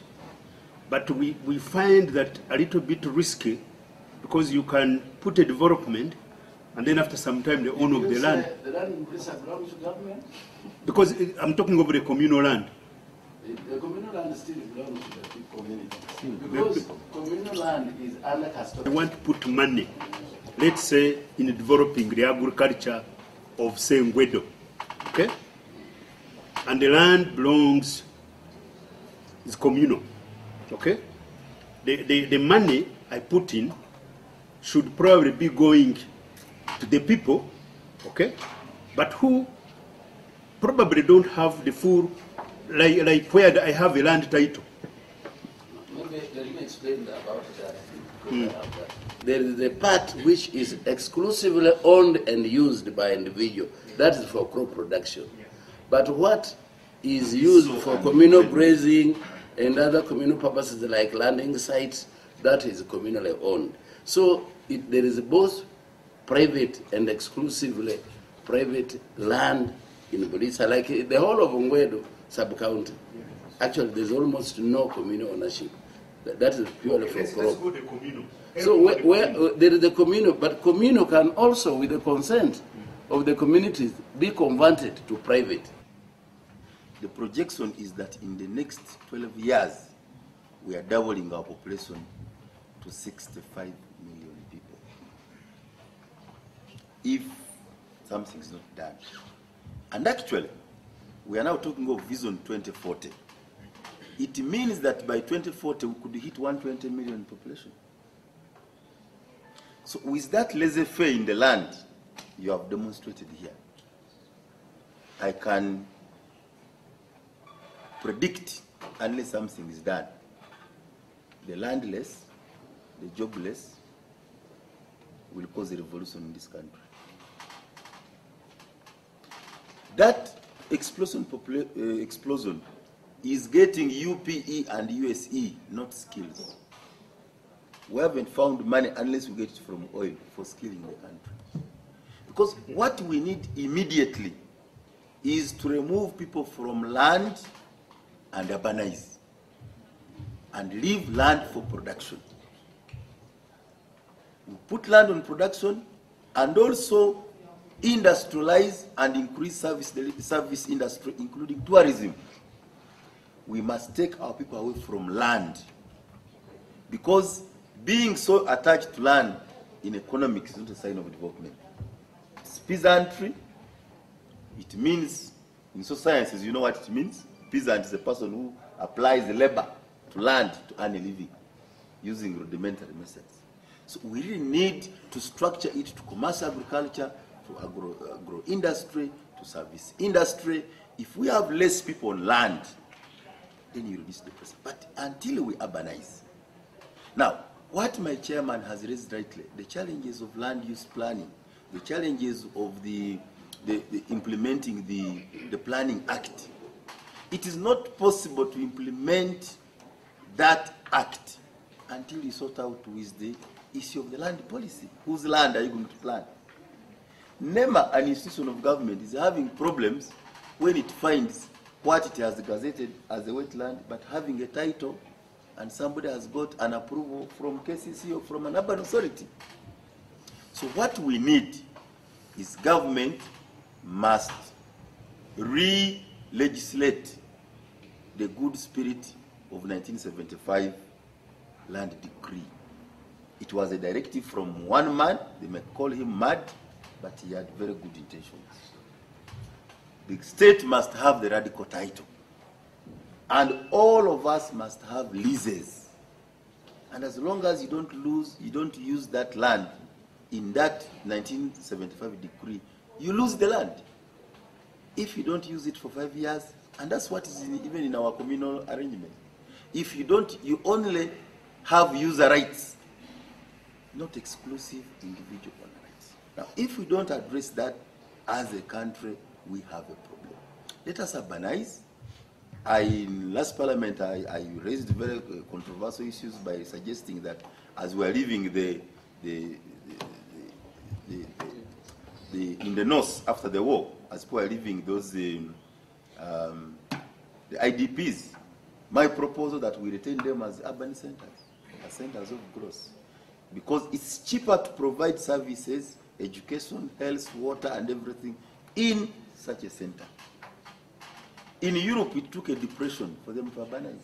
People were forced out of their farms and put in centers because they could not afford the luxury of power to every hill, and so it's cheaper to provide services and urban. So we need to bring in all these dimensions, because if we just discuss land and leave it to itself, we shall not help these young people who are going to have a problem. Because for us, we are leaders when there's less population pressure.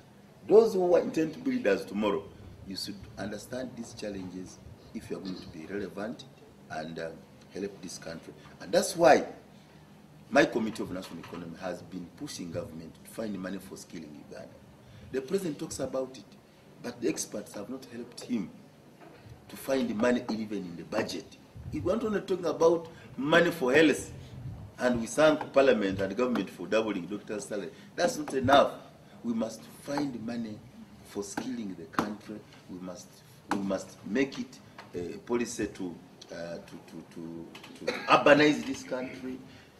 And also, I must also add, one of the reasons why roads in Uganda are very expensive is we have to compensate people. In Ethiopia, you don't have to. Even the district chairmen are having problems to make community roads. People want to be compensated. A road in their own village. People are saying Maram to government. Yeah. We have visited some of these countries like Ethiopia. Maram is for government. Land is for government. So you just say we want a road here and the community have to organize themselves. So we really have to run out from the sentiments of 1995. The problem was we were coming from war. Uganda had sentiments of land. We wanted to please people. We recalled a bad Milo land. What we should have done in 95 would have been to legislate the means decree, and the country would be doing fantastic. I want to thank you so much, and looking forward to meeting you again. God bless you.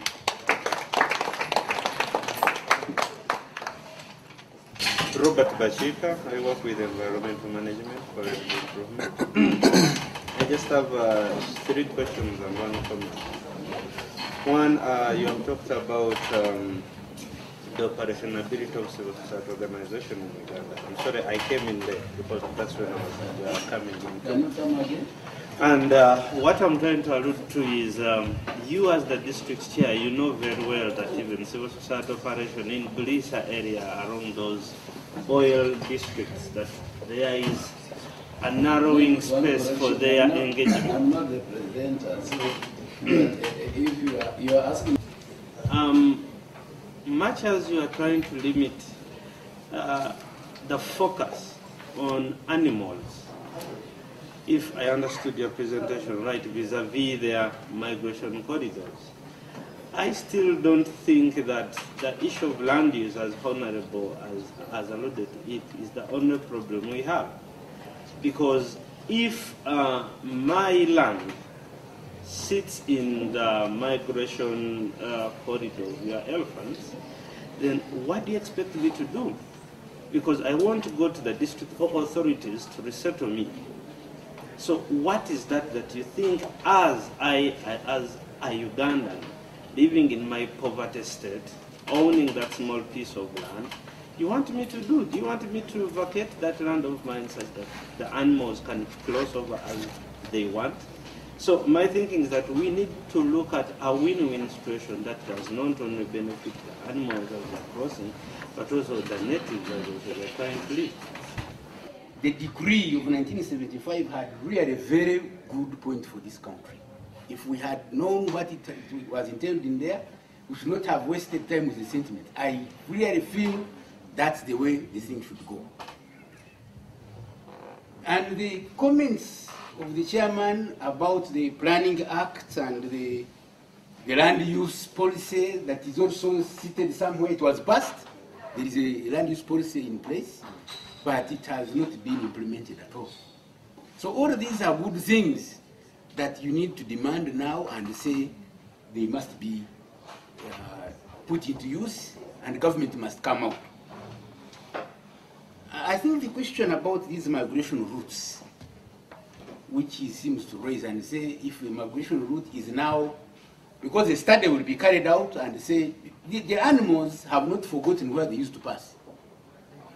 We may have put up a skyscraper in its way, but they still don't know. They wake up one day and knock on your door. That's their way. You have actually replaced them.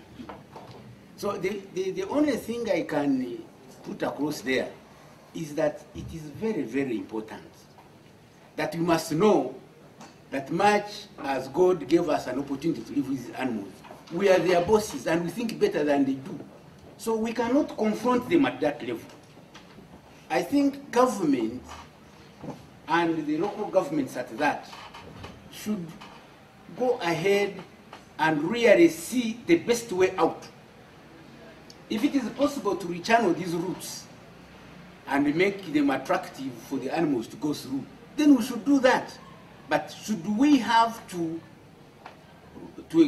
ask you to leave so that we rechannel these animals to pass there and maybe find you another place? I think there you also should be, if that's the last resort, then I would think that let it be like that, so that we really coexist with these animals. We cannot start fighting them, because their way of fighting is also dangerous. They will take a few lives before we actually throw them out. But they will still insist that this is where we used to pass, and this is where we must pass. So countries like Tanzania, which have had to maintain these migration routes, land belongs to government.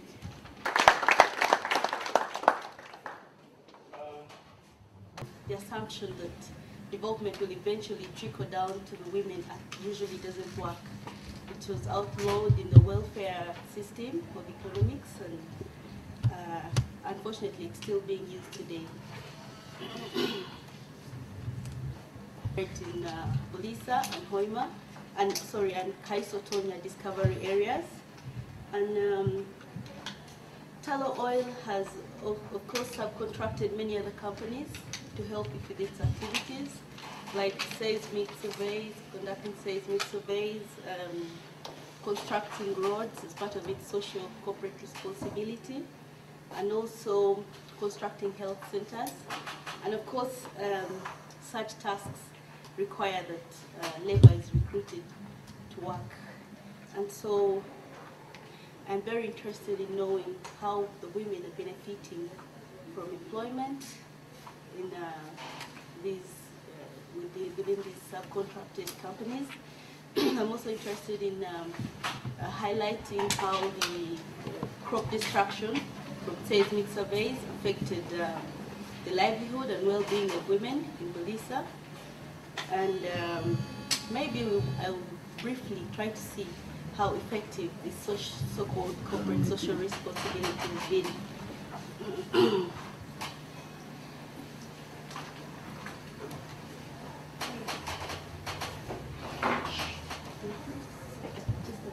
I mentioned that many development planners simply look at development in a very gender-neutral way.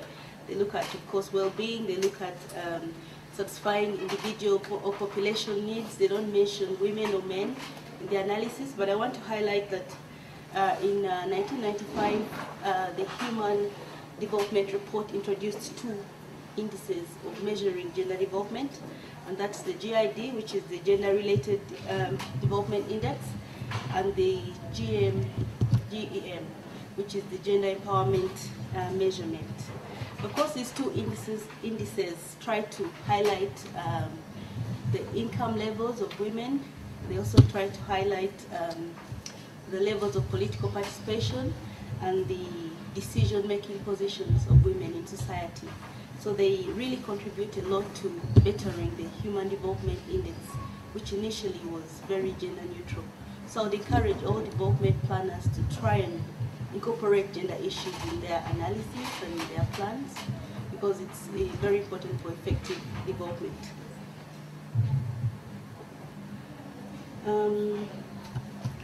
Before I talk about the discriminatory practices and what gender discrimination is, usually the gender discrimination results when an individual is denied an opportunity that they otherwise would have performed very well, but because of their sex as is male or female, you're denied an opportunity to perform a certain kind of function. So because of very many cultural barriers, we know women have been denied an opportunity to take part in development, and they've been denied access to resources just because they're female. And this is what we're trying to fight, because it's a development issue. And then I was in Belisa for about 6 months, and I realized that patriarchy, just like in any part of the country, is very deeply entrenched in Belisa. There's a lot of male domination in society. Women are being controlled, their sexuality is being controlled, you know, there's violence, there's suppression, there's many women are not assisted by their husbands. For instance, women ride over 7 kilometers to go to the gardens and produce food crops. And then, I don't know, if you tell me, most of the men, well, they have their own roles, but they're not as taxing as the women's roles. So patriarchy is also, it's really deeply entrenched in African societies, and it's very institutionalized there. And of course, its roots are in women's reproductive role. For instance, when a man marries a woman and she has no say over the number of children she's going to have, it's the man to decide the spacing and all that kind of thing. We view that as patriarchy, because it's the man controlling her reproduction and all that kind of thing, and violence and all that kind of thing. We shall get back to them when I get the real examples. So I'll go straight to the point and talk about the very few women being employed by the oil industry. While I was in Belisa, I really didn't meet any woman that had worked, any female that had previously worked in the oil industry. Probably in Kaisotonia, there was one who said, I think she either cooked or something, I can't really recall. But you realize that the kind of work these women are assigned are very gender stereotyped. They're just an extension of their housework, and usually they're not as paying as men's work. I was in, I also went to Kaisotonia, and I found the men constructing schools. So the construction work was left to the males, and of course they were earning 5,000, I think, a day, if you broke it down. And yet we all know that women and men have very different economic needs. And we just can't assume that it's the men that need the money, because the women too need the money. Usually women are excluded from this work because of their very many roles in the home. They have a lot of housework to do and caring roles and all that kind of thing. And they also are biased. Culturally, they've told them this is not feminine work. So they don't have the courage to go and do such work.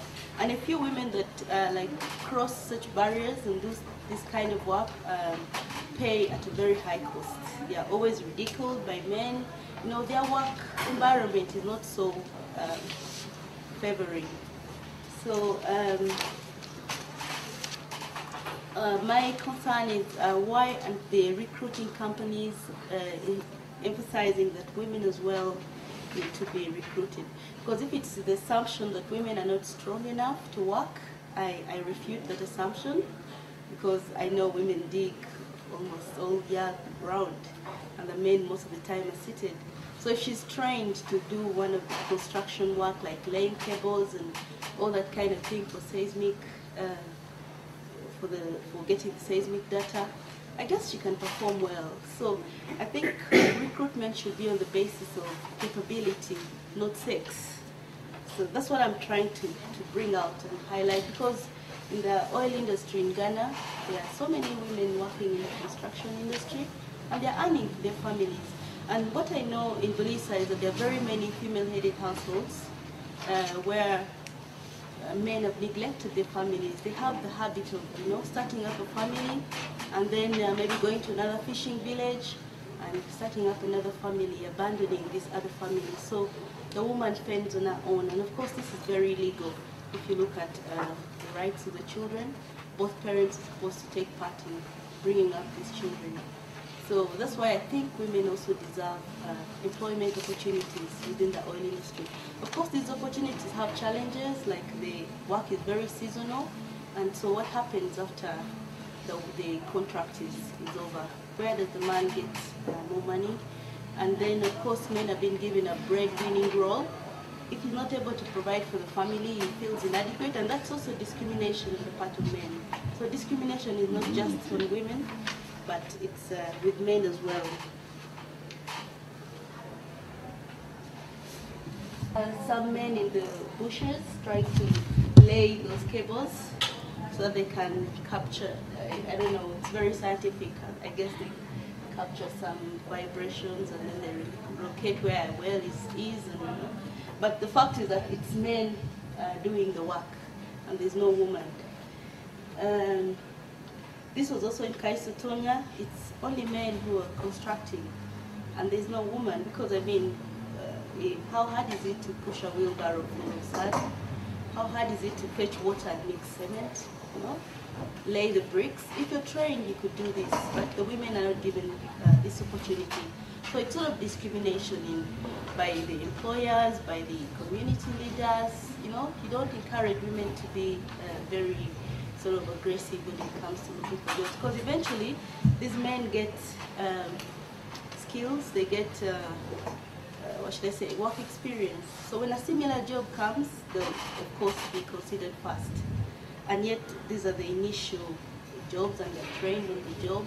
So I think it's important that women also are given the opportunity. Then I try to relate the incidence of crop destruction to women's subordination. This may be very philosophical, so I won't dwell in it a lot. For instance, the way nature is viewed by capitalist economy is probably the way women are viewed, but I won't really dwell on that because I know many of you are science students. But the 3D seismic surveys that lasted, I think, over 10 months stand to be corrected. And of course, heavy trucks were driven all over the place. The trucks, like there was a mulcher, it clears all vegetation so that other support vehicles can pass.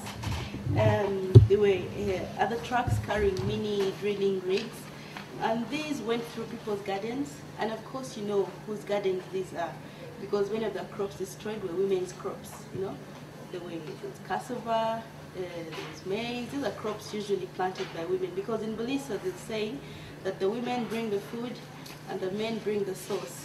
So the men go fishing and buy meat from somewhere, and then the women grow the cassava and any other food for ndua. You know what ndua is? The staple food. It's cassava flour, mingled cassava flour. So all these women's roles and their hectic. So most of the crops destroyed were women's crops, and there were very, very unfavoring dynamics during the compensation for these crops. For instance, I was told, I really stand to be corrected because I was getting this information from the people, but you could always come up with a new opinion. I was told that when the crops were destroyed, of course some women didn't even know that their crops were destroyed because the gardens are located over 7 kilometers away. She gets to know several days later that her garden was destroyed. They were not allowed to get into the gardens to pick crops because somebody had to come and evaluate the prices of these crops. So, the women are supposed to provide for food every day in the family, so their roles were being disrupted, Their gender roles were being disrupted in society, and I think the leaders did not plan very well. So the women are prepared in advance to find an alternative solution, So they were not supposed to get into the gardens to harvest anything. When you feel like having cassava, you just go pick it from the garden. You don't store it anywhere. And then they complained that some crops even dried up. So when the person that came to evaluate these crops at times couldn't see, some crops were not visible, so they think they were also cheated and maybe denied some money that they deserved. And then during the evaluation exercise, what happened is that I think they measured them either meters or yards. The LT 5 chairpersons should be knowing. Meters. Meters, okay. And then I think everybody was supposed to note how many meters of crops was destroyed. And then during the payment, the number of meters was multiplied by the width of the vehicle, and then it was multiplied by the amount apportioned to every crop. But the people complained that the pricing list that was developed per crop was not, they did not consult the locals on how much each of their crop valued. So the pricing list actually appeared after people had already even gotten some payment. So they complained that the crops were undervalued. They were given very little prices. I forget the key examples they gave, but they were a lot in my work. But they had their very vivid examples as to why the crops were undervalued. Like, for instance, sisal. How could you give, I think, a portion 500 shillings for sisal, was it? So they said out of a sisal plant, they can make 100 ropes, and each rope is like 500 shillings. There are very many explanations. There are trees, you know. They didn't compensate the medicinal plants that these people use. So they thought this was quite unfair on the part of the policy makers. They're simply imposing things on them, and yet effective development should be bottom-up, not top-down. As I mentioned, you need to plan. There should be gender-sensitive planning, and it should be represented in all the policies that you formulate, you know. And it should be implemented and followed up, evaluated for results. Otherwise, if there is this gender disparity, there's going to be a problem with development. And you may assume the oil industry is bringing development to the people, but yet it's marginalizing, further marginalizing a particular sector of, in the population. For instance, the elderly, the women, the children may not be accessing such development. Because an old woman asked me, so how am I going to benefit from this? I cannot work in this industry. How am I going to benefit from it, surely? And I really had no answer for her. So try to make sure that this development trickles down to every person in the community. But there are also other challenges relating to, well, the issues of sexual harassment. Women, before they get promotion, they have to sleep with their bosses, not verified, but I heard about them, and you know, I capture everything I hear. I don't just, and of course sexual harassment is difficult to investigate. The other problems are also, people are worried that the employers are earning a living and they're going to have sexual relations with the young girls, and eventually HIV/AIDS, because HIV/AIDS is already a problem in that part of the country, and it's most likely to escalate if it's not contained. And of course, it's a development issue, definitely. It reduces life expectancy, and all that reflects in the various development indices. So the recommendations, I mentioned 2, but there should be as many as 100, I would think, and you people are the ones going to generate them during the discussion.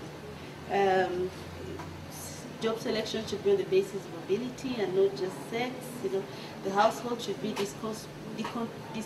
deconstructed as an invisible private domain and open to the public scrutiny, because it's a potential arena for subordination, which I've already explained, and it's happening. And this is linked to larger economies, like the oil industry is a global, capitalist global industry. You know, it's linked to the outside world. It's not just domestic. It's part of the extractive industries. So I think I've really eaten. Thank you very much, Monica. For me, your presentation was a moving one, so I didn't forget about the time if I was not reminded. And then, some few reactions, then we move into the session. There are 3 oil companies. There is Taro Oil, there is Sinuk, Chinese, and then Total. Although Taro Oil did not have money and decided to give out some of its whatever. But then, the issue is, as in research, could you have consulted in a way, either through documentary review for comparative purposes, to see that maybe this is actually what is happening amongst all of them in the region? I looked at some work by Apiego on advocacy and all that kind of thing, but it did really, I didn't even cite them anywhere because I didn't pick anything from their work. So ethnographic research is participant observation. You just live with the people and then do what they do, eat what they eat, and then get to understand them better from their worldview, not from another kind of worldview. So it was purely ethnographic research, and I also did some filming. I had produced a film and photography as well. To maybe bring back some memories. I remember some events in the film and document, but it was a purely ethnographic research. Actually, this study or this survey was mainly academic, and therefore we may not use it as the basis for recommendations majorly of this project. Given the issues of gender, not very many people actually understand them. And those engineers in those ministries may not actually think about gender. It's only now that Ministry of Finance is actually trying to mainstream gender into all the activities of the organization. So her findings are actually very good. But now, how best can we actually make sure that the ministry actually gets these findings? Because they may come up in the future.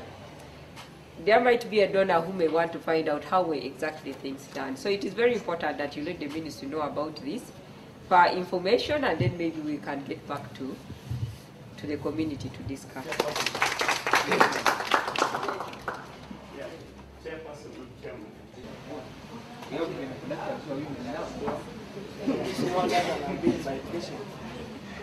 So I think getting them about what? First of all, going to school and attending some levels of function.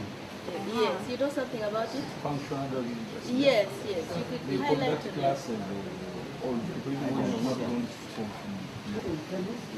It's not sustainable.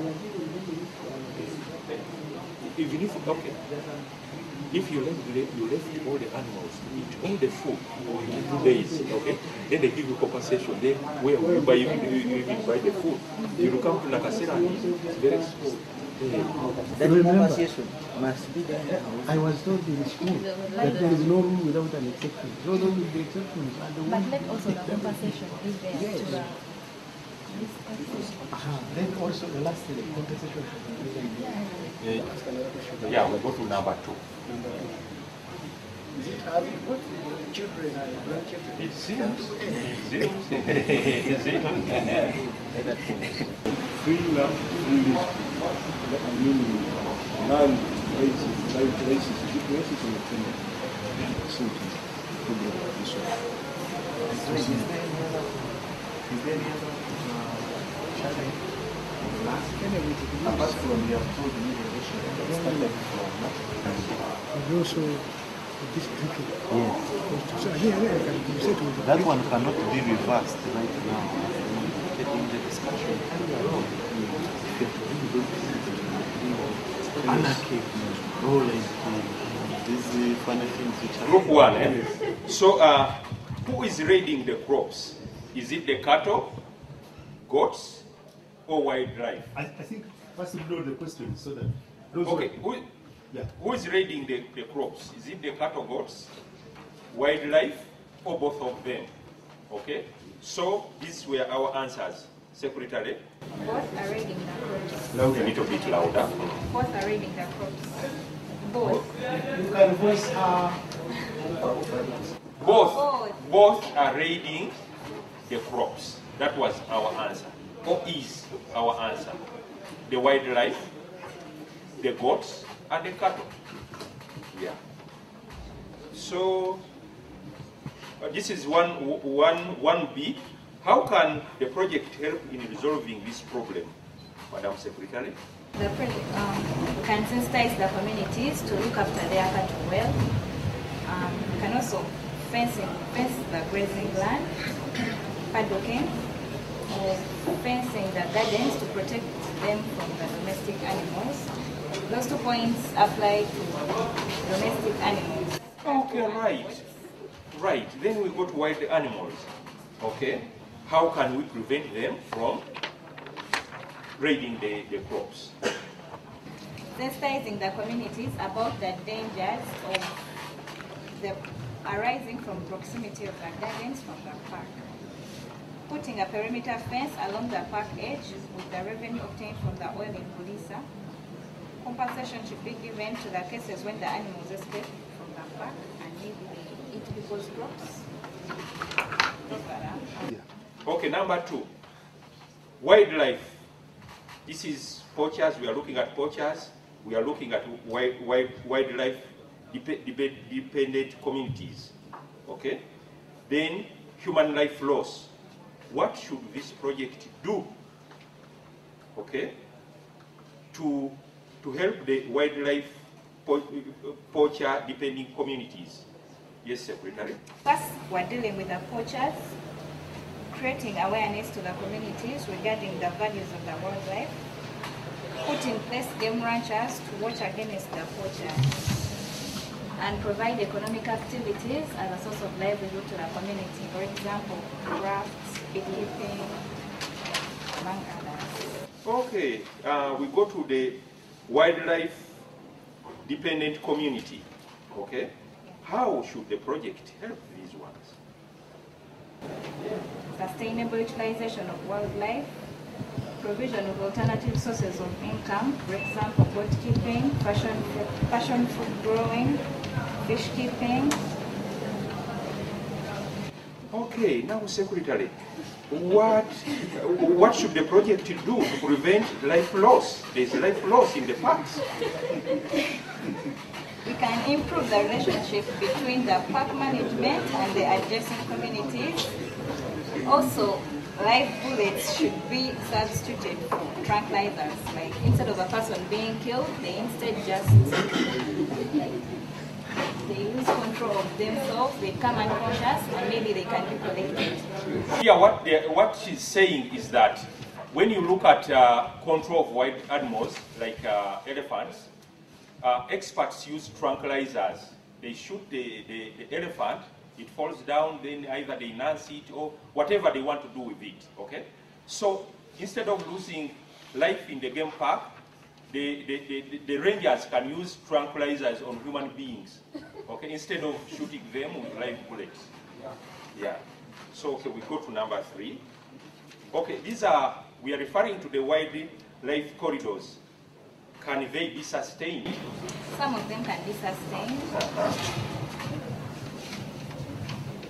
Some can. Okay. Can they be legalized? Yes, they can be legalized. So that they are protected.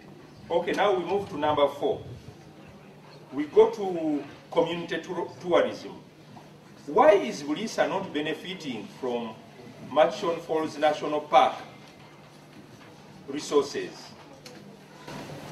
Lack of community development initiatives related to tourism, inadequate investment in the tourism sector, need for awareness, discriminating the local people when considering jobs.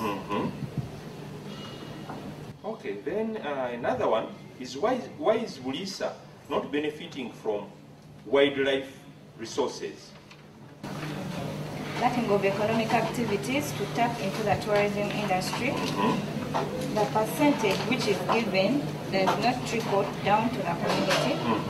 The local people need awareness about the percentage of the money. They need to demand for that money. Some of them need to be aware of it. Okay, that's good.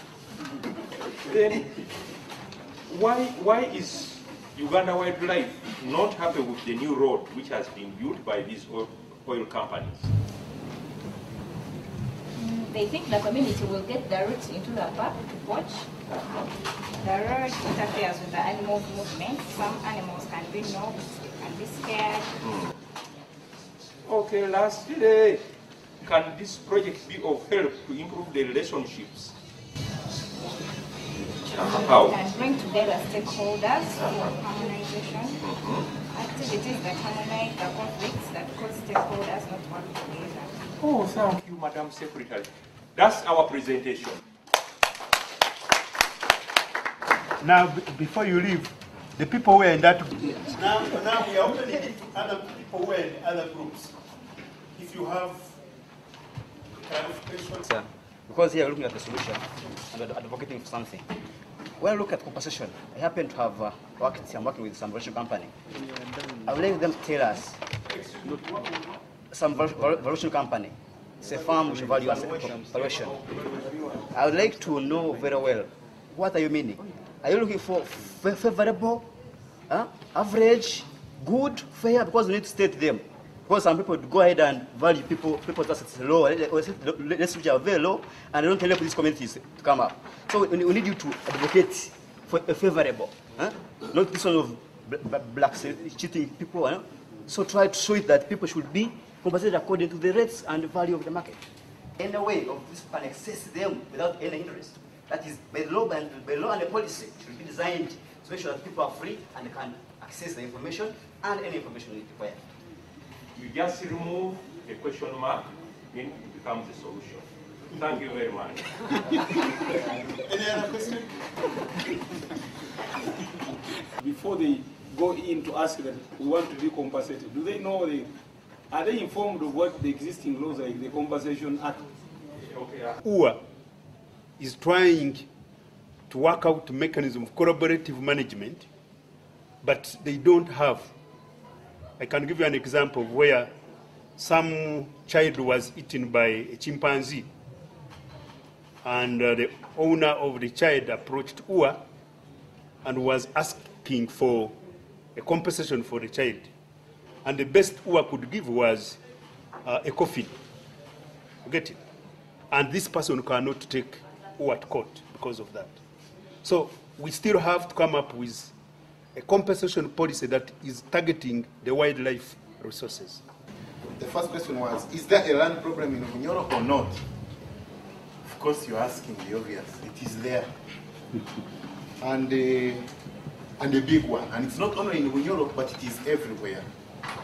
But Bunyoro has been taken as a case point. So even in as much as people are a little bit hesitant to really say, let's go this, because they are looking at it like it is going to affect Bunyoro only. But it should be looked at that it's going to be probably in Uganda. So what is this particular problem we are looking at? They indicated the incidents of grabbing and the forceful evictions by the untouchables. So that one you must know how to deal with those people with the guns, especially.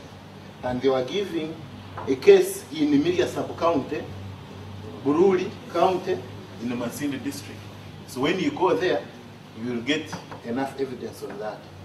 Then the other issue that brings about the land problem is the ignorance of the natives about the matters that concern these particular land issues here and there.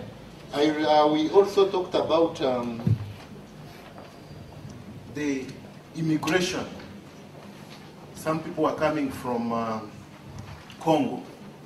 They started coming long time ago. So those ones who are already established, they are calling upon their brothers and sisters. Meanwhile, they are reproducing. So at the end of the day, the problem is not even coming from out, but the problem is even going to come from inside Bunyoro. So what are the recommendations for such issues? The recommendations were that government should come out with the ground rules on how to have these land issues streamlined.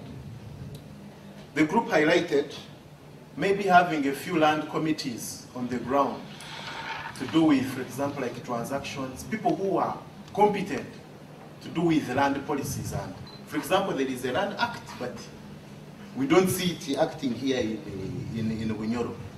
They cited a situation whereby someone has been living on the land for 80 years, but then the one who has come for 10 years is able to take it. And yet there are land policies in place. Then the half-baked programs which come about.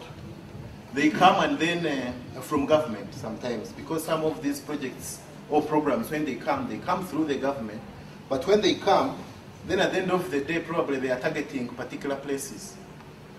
So at the end of the day, it will capture somebody's eye to go for such a place where such good programs are going for.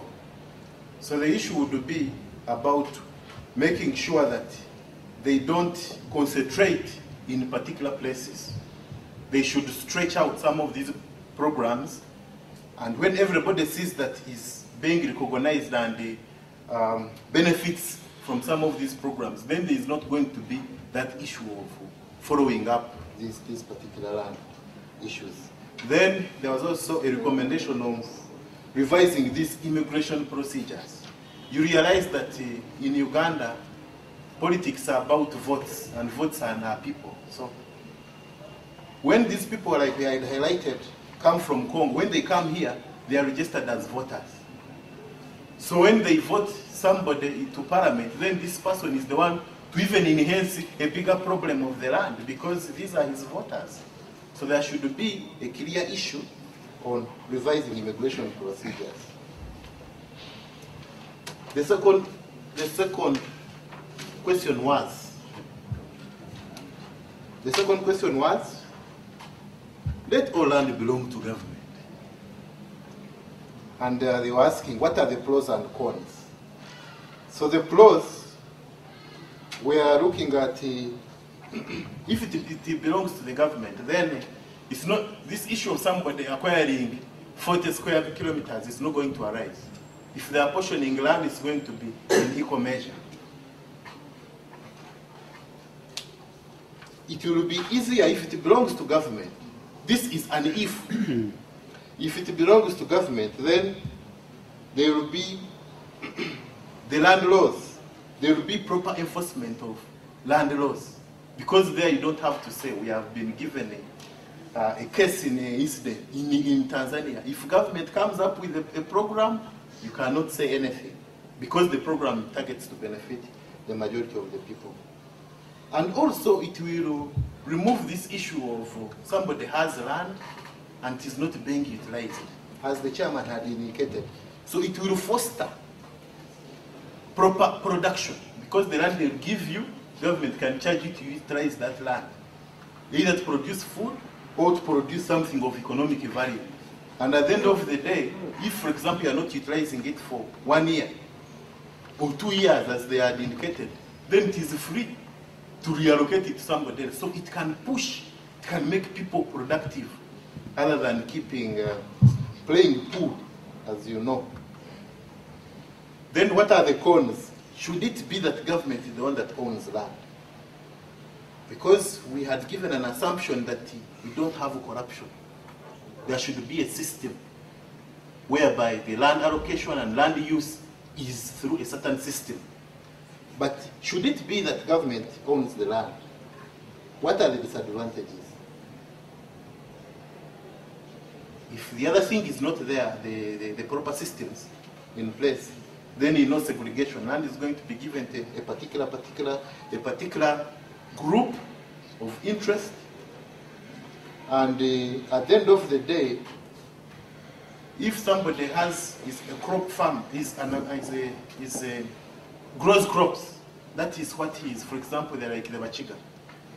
If a program targets place where the Bachiga are, and now you're going to locate this particular Muchiga to a place that is a pastoral in origin, then at the end of the day, it's going to be very unfair, because you cannot adapt in that particular place.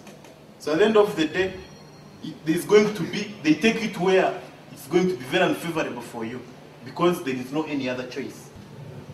So the third question was, private landowners not allowing wildlife to pass through their land. What incentives can we use? The very, very first one, which members of the group highlighted, was sensitization. Because wildlife, is only seen on TV, seen in papers, on brochures, but people down there do not even know what wildlife is.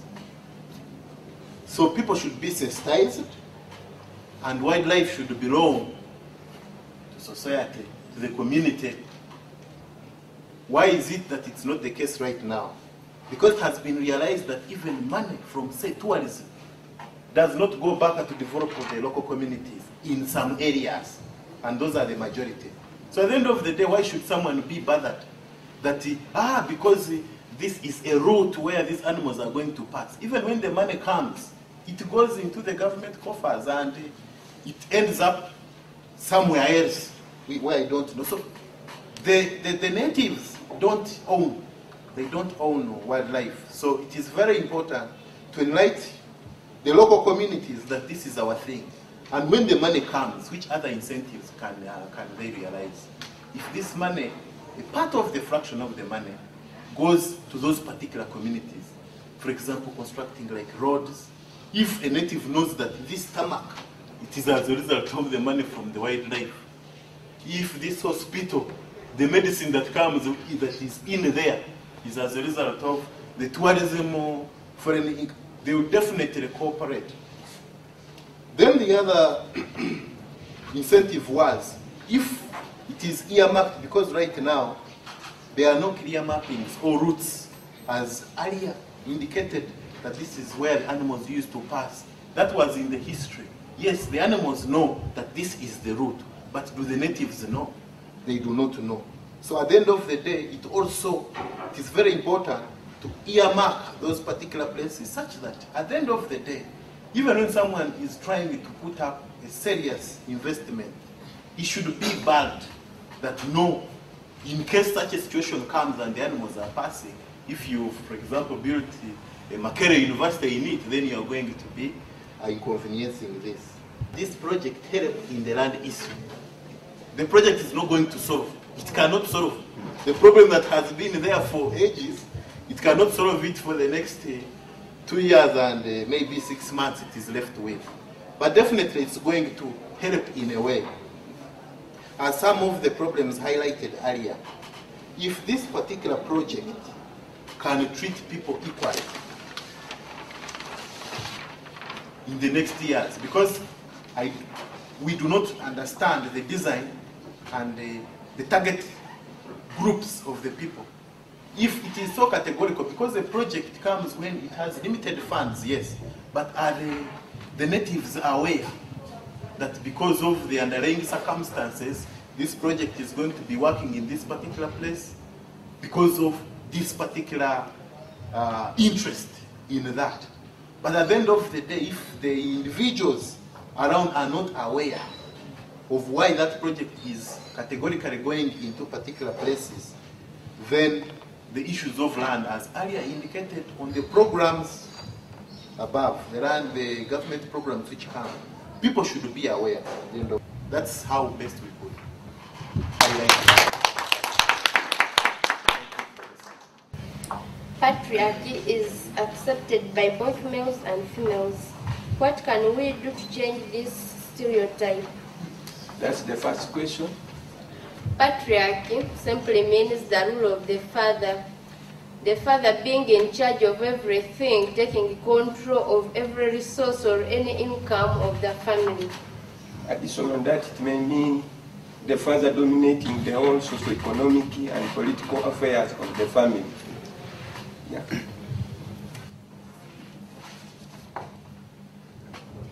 So what we can do to change the stereotype is to organize gender awareness trainings so that both males and females can get to know their roles, rights and obligations in a home so that these imbalances are overcome. Gender as is, it can be as a subject or as a topic, can be mainstreamed in the curriculum of schools so that these young men rise up with this knowledge which will help overcome violence. Because already in that society, people already know it that the father is the one supposed to be the head. There is no change. Our second question. Yeah, according to the points we organized here, one of them is because of cultural beliefs in Bulisa that women are not supposed to engage in such activities like fishing because of the problems that are associated in those activities. For example, in fishing, we have so many problems associated with fishing, like water waves. When you allow women, according to to some cultural beliefs in Bulisa, when you allow women to carry out fishing, that means you have sent your woman to go and die. You see, women are not strong-hearted. So when you send a woman to fish, more especially at night, let's assume she's fishing with men. You cannot be contented when you're at home. You don't know what's happening in the water body. Yeah, for that one itself, it cannot make men in Bulisa encourage women to continue fishing. Then the second point on that is the economic dominance of men. For example, all the revenues in the different sectors, say in agriculture, fishing, are in charge. Or it's a man who is in charge of the all revenues from different sectors. So a woman cannot really decide on her own, either to go for fishing or to ride the border. So it depends on the man's, it depends on the man's what? On the man's arguments or a priority of a man. Then the third point on that is about the community perception itself.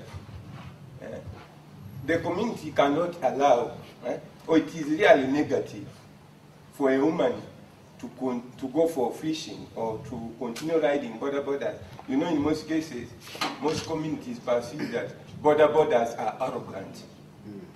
They are arrogant people. They can join activities which are very immoral in society. So when you allow your woman to go in such activities, it's as if you are sending your woman to become immorally, I can't even tell. Yes. The third question is, why are women's opinions are not taken seriously? Women lack economic empowerment. We find that in most cases, men are the ones who provide economically for most of the household requirements. Men pay school fees, buy salt, and everything you can think of. You find women, for them, most of the time, even their gardens are there to provide for food, and the women are just there to cater for the children. That's why most of the time they are underlooked. Otherwise, if a woman has her own money, she can be listened to in case she raises up an issue. But because there is nothing you have, there is no one who can consider you. Then, cultural norms. Not only in Bulisa, generally in Africa, depends that anyway, it has tried to be erased, but somehow it still exists, especially there in Bulisa, that women culturally are meant to be humble and listen to their husbands. They are not supposed to talk. So when they follow that, and when you tend to say anything, no one listens to you because you are not supposed to.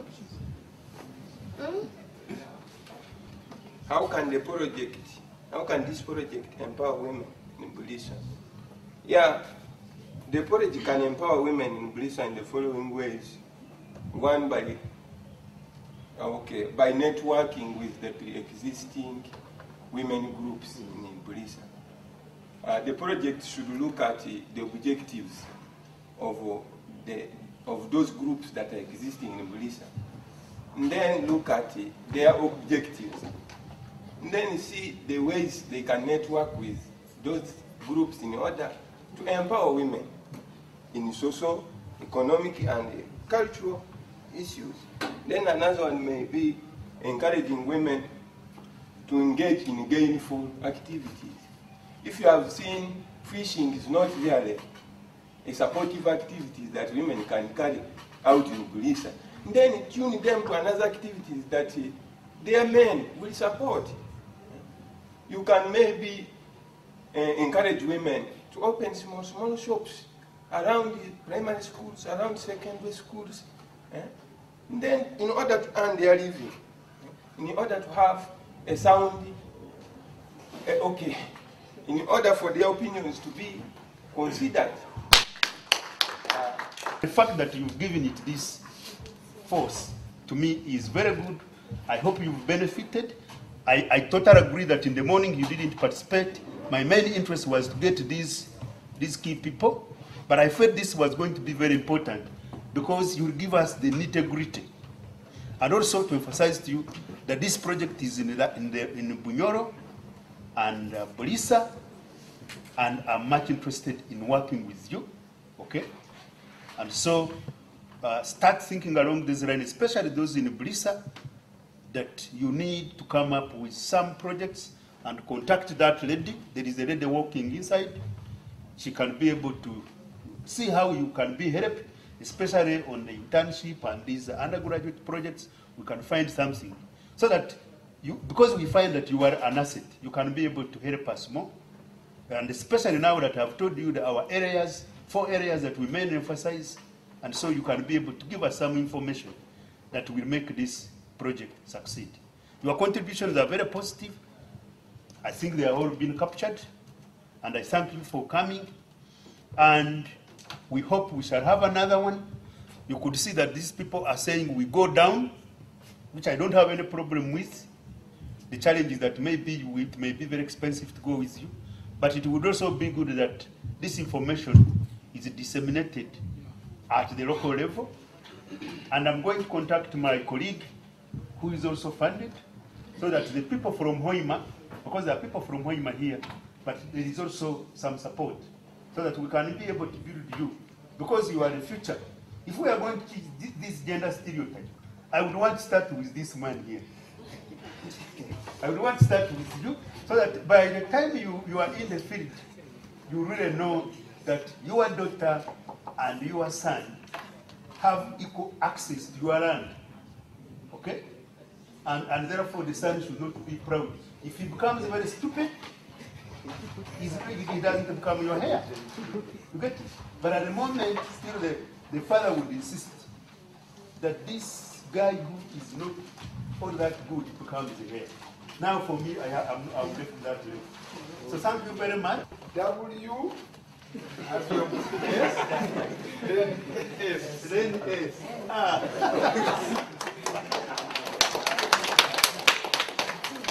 Thank you very much.